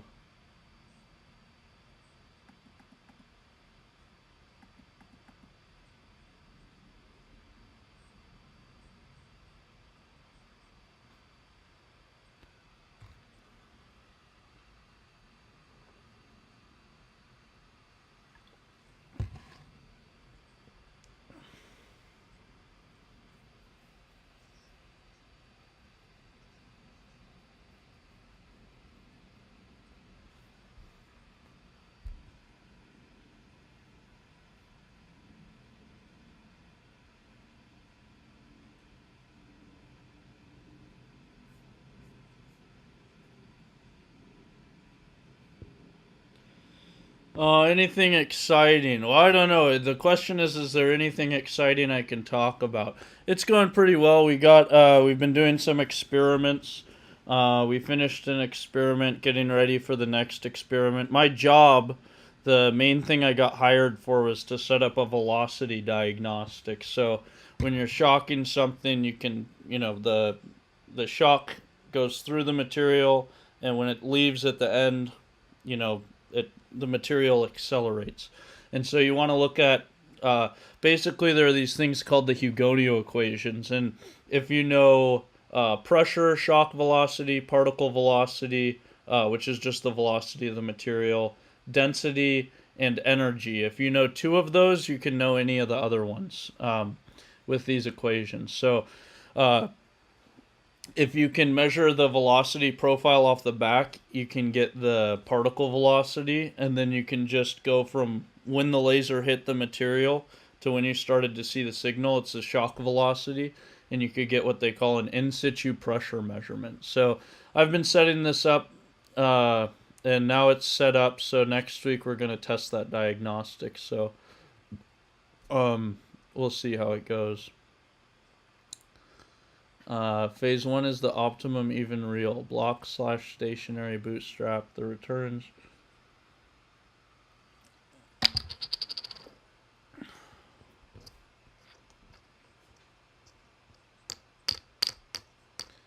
Fix the estimator. Replace the flat window with an EWMA.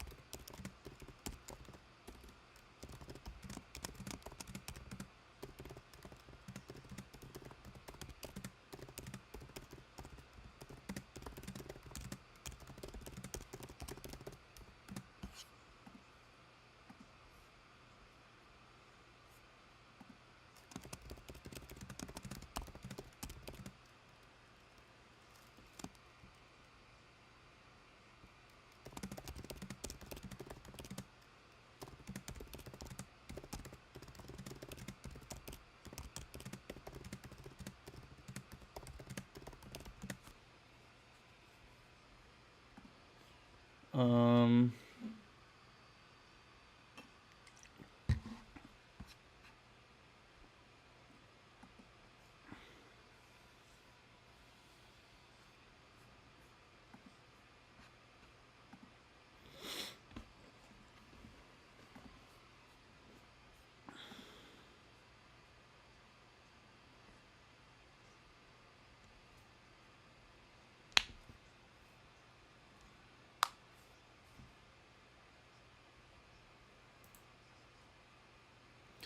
I have some time to spend to change.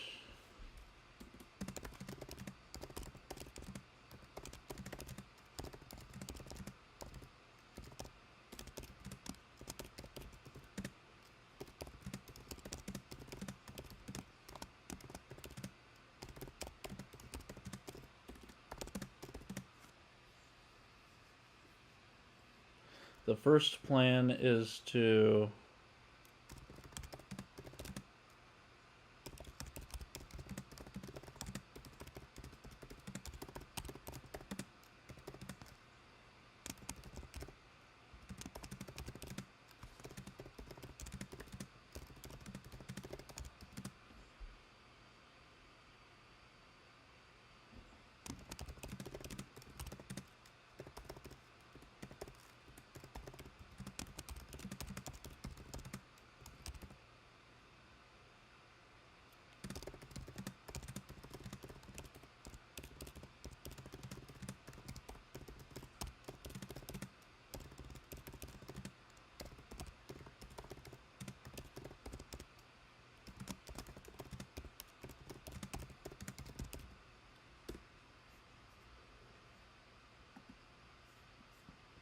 Yeah, so if you just tuned in, don't forget to subscribe. I work on this every day. I'm building up a strategy to basically automate positions in the stock market.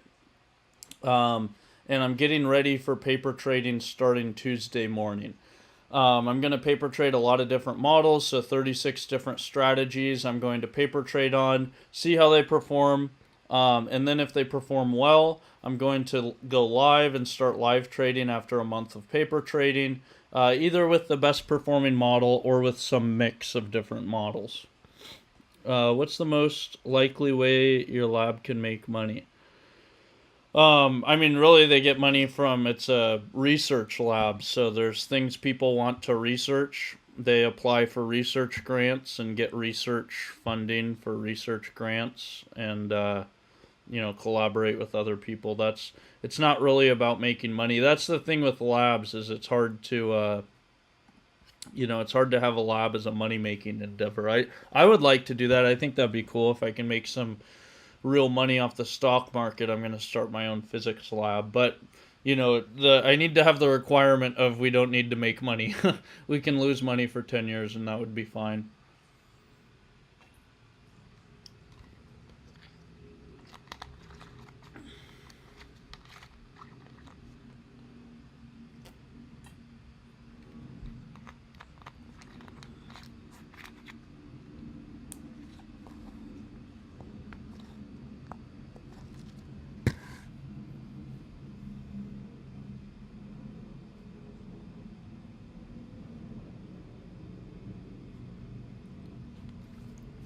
Confirm the volatility scalar sizes period t using returns through t minus 1.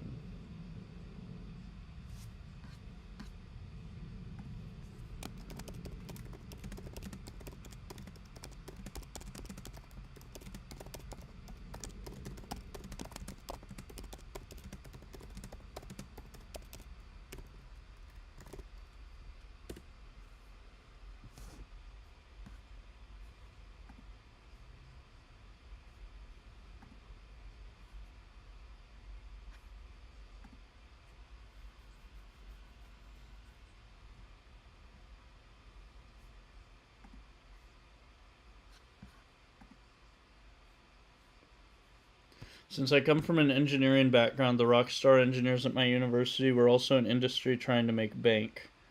Um, yeah, no, that's like what engineering professors always do. They kind of work on their research with the idea that someday they'll discover something they can patent and then go get rich somewhere. Not a bad plan, not a bad get rich scheme. It's definitely not get rich quick though. Physics is cool, but I can see someone researching a topic that isn't profitable until generations after their death. That's what makes it so interesting, I think. You can easily get waylaid on bullshit, but if you're grounded in reality and engineering and stuff, I think you can end up working on really cool stuff. And that's kind of the problem with physics over the last several years.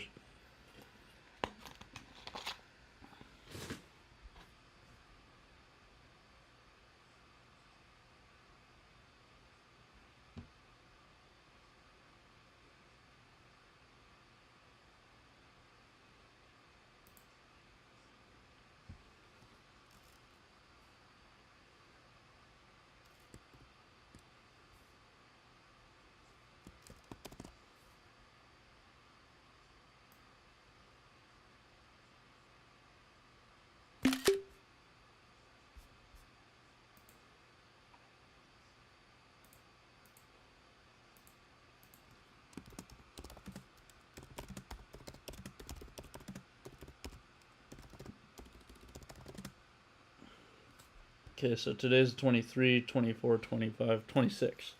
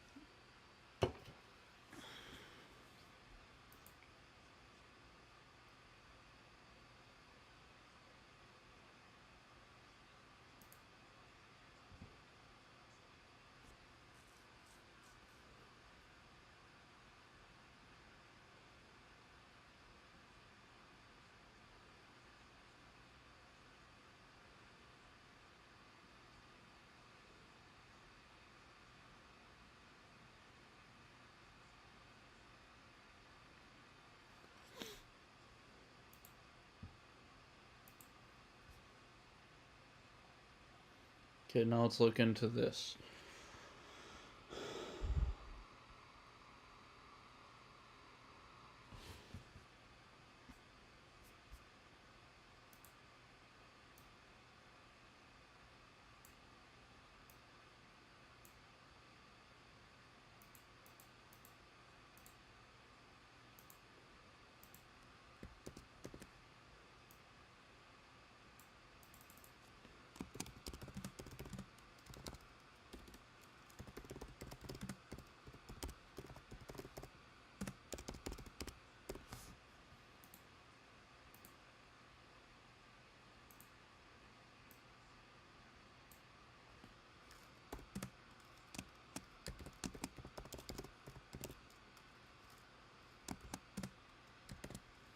All right, so the objective. The rolling volatility is the most effective scalar, but the simplest and most error prone method of calculating volatility. Therefore, it is desirable to confirm the effective performance of the volatility scalar and explore better volatility metrics. Okay, so the two goals. Confirm effective performance, explore better metrics. So those are the two things I'm doing. Now, for exploring or confirming the performance, what are my to-dos?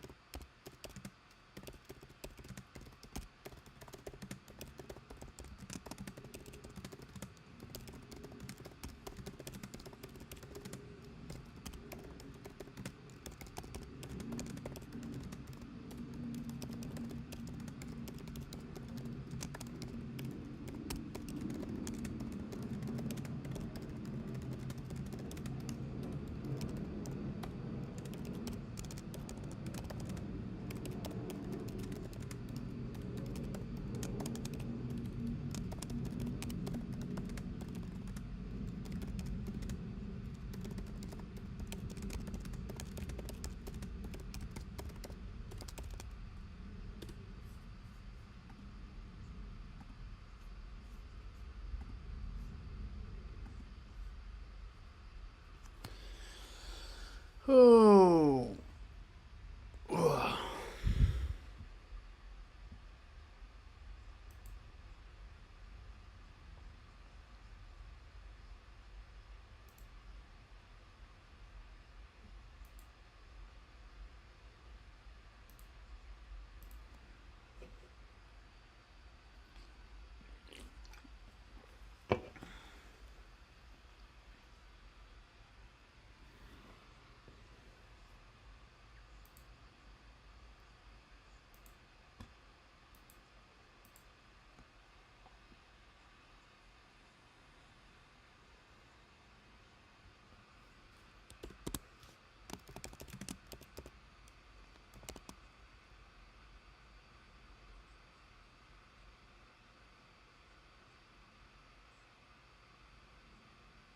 On the objective with lower turnover.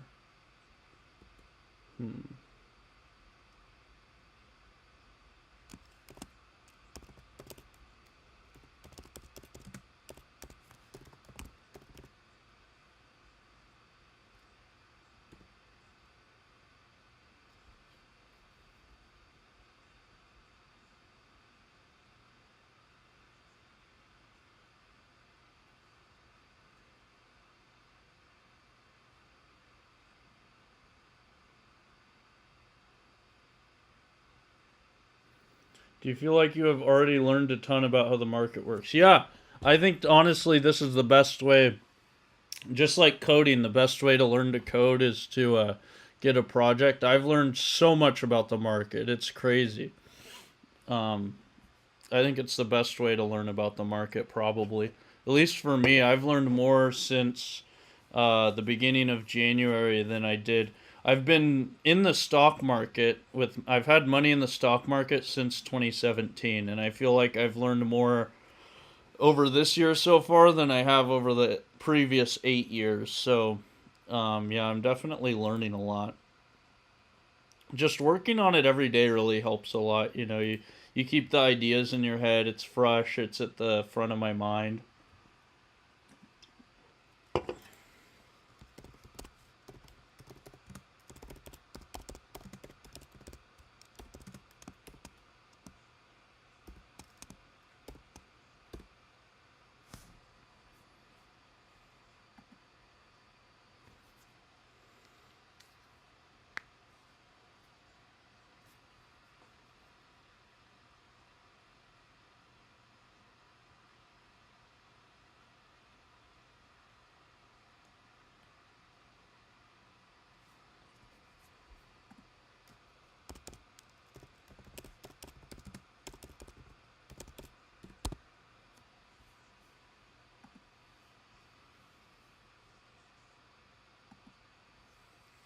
All right, asymmetric response.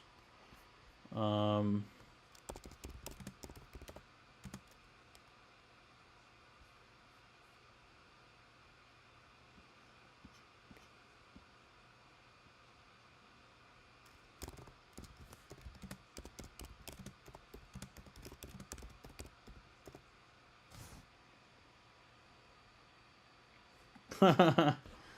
it's great that you're doing this now. The sweat equity does pay off. You don't want to wait till the economy gets so bad where you feel like you need to do it. Yeah, that's what I think. And if I spend 1 to 2 hours live streaming per day, it'll take me, it's if some of my streams go longer. Like I'm at 2.5 hours now. I did 2 hours earlier today, I think. So altogether, I think I'll do about maybe 1,000 hours for the year. So that means 1,000 hours of working on this. So that's not even very much time. A full time job is what 80 hours per week times.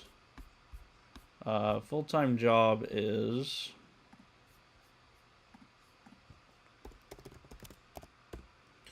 80 hours per week times 52 weeks per year.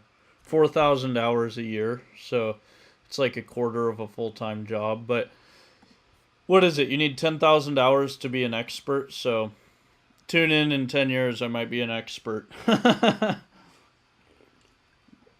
Anyway, I agree. Nothing hampers a creative mind like fear. Fear is the worst thing. That's why I like FDR. Um, okay, asymmetric response.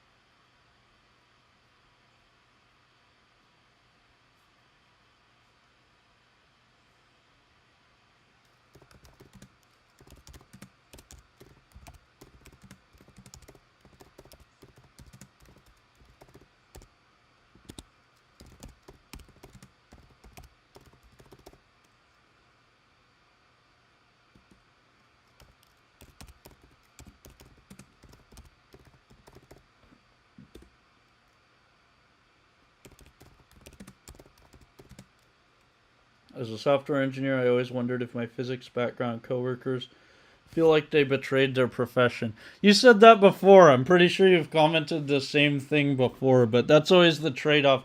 I mean, uh, Your job, I think about it this way. Your job needs to have like several things. You need to make money, it needs to be interesting, or you would like it to have several, or there's several things you want out of your job. You want to make money, you want it to be interesting, you want the subject to be interesting, something that's fun to think about, and you also want the day to day to be fun and interesting.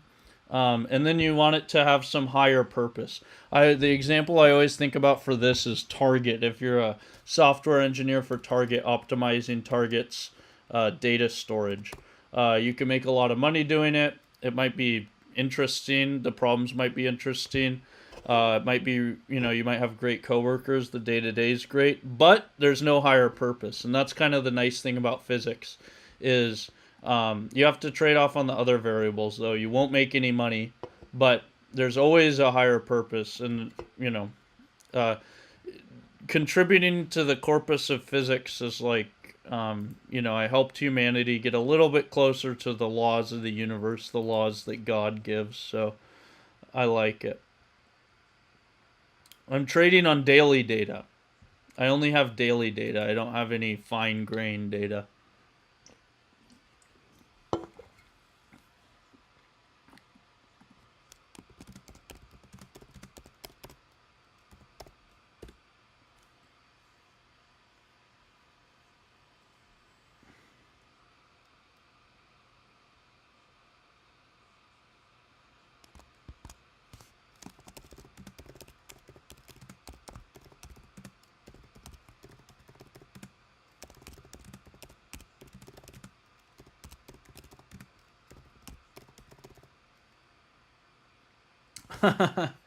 Well, I don't know. I swear I think I remember like the same idea coming through, that the physicists betrayed their profession. But I don't know though, maybe you didn't.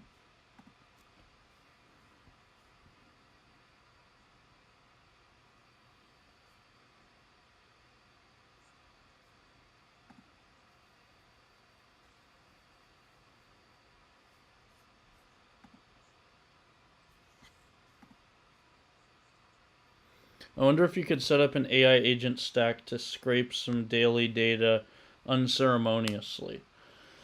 Um, the problem with that is it's like getting data isn't that hard. Getting data that doesn't have a bias, or ensuring that there's no bias, that's what's really hard. Look up the Yang Jang estimator for your volatility scaler. Oh, thank you, Sir Night Night. That's great. Yang Chang 2000 estimator.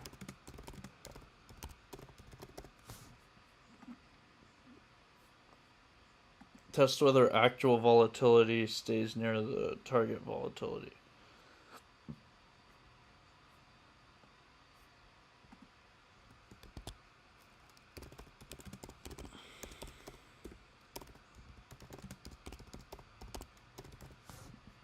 Oh yeah, hourly data. That's the problem. Is you? How do you know? First off, how do you?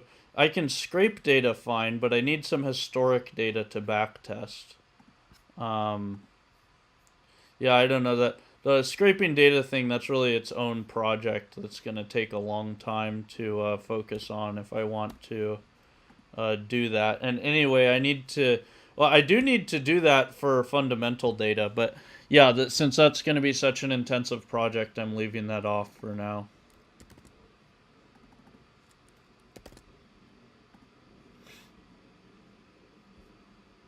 Um, so wasn't I running 25-day look back?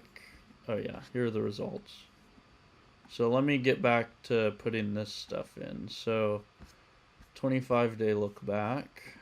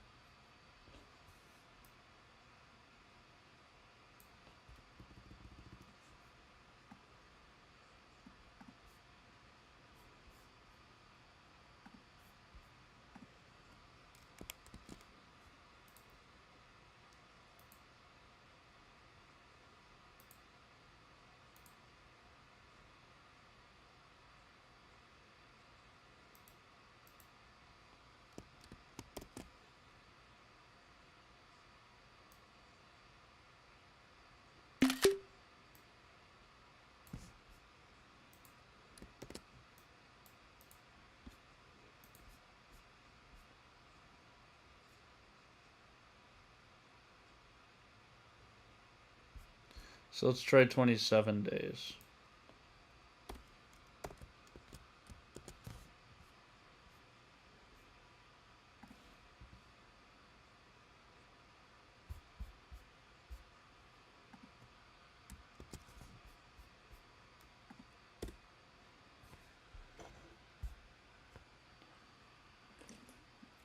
You'll find the Yang chain handles directional drift and overnight jumps well. Good. Yeah, the overnight jumps have been a big thing I need to incorporate. So we have the data for 25 days. So let's put that in.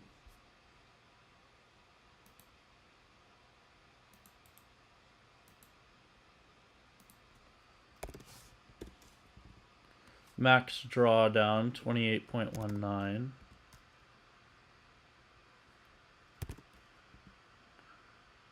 Annual return 21.98.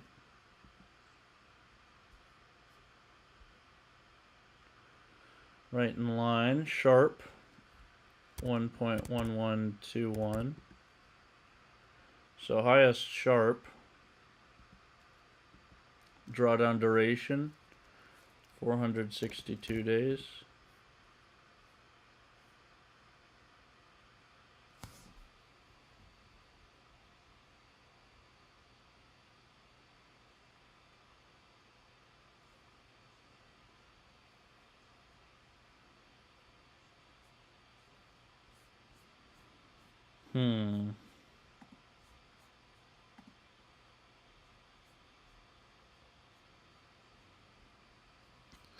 Alright, so I think that's going to be it for right now. I'm going to work more on this tomorrow, so tune in, subscribe if you think this is interesting. I work on this every day. I'm getting ready for Paper Trading Tuesday, so of course tune in for that.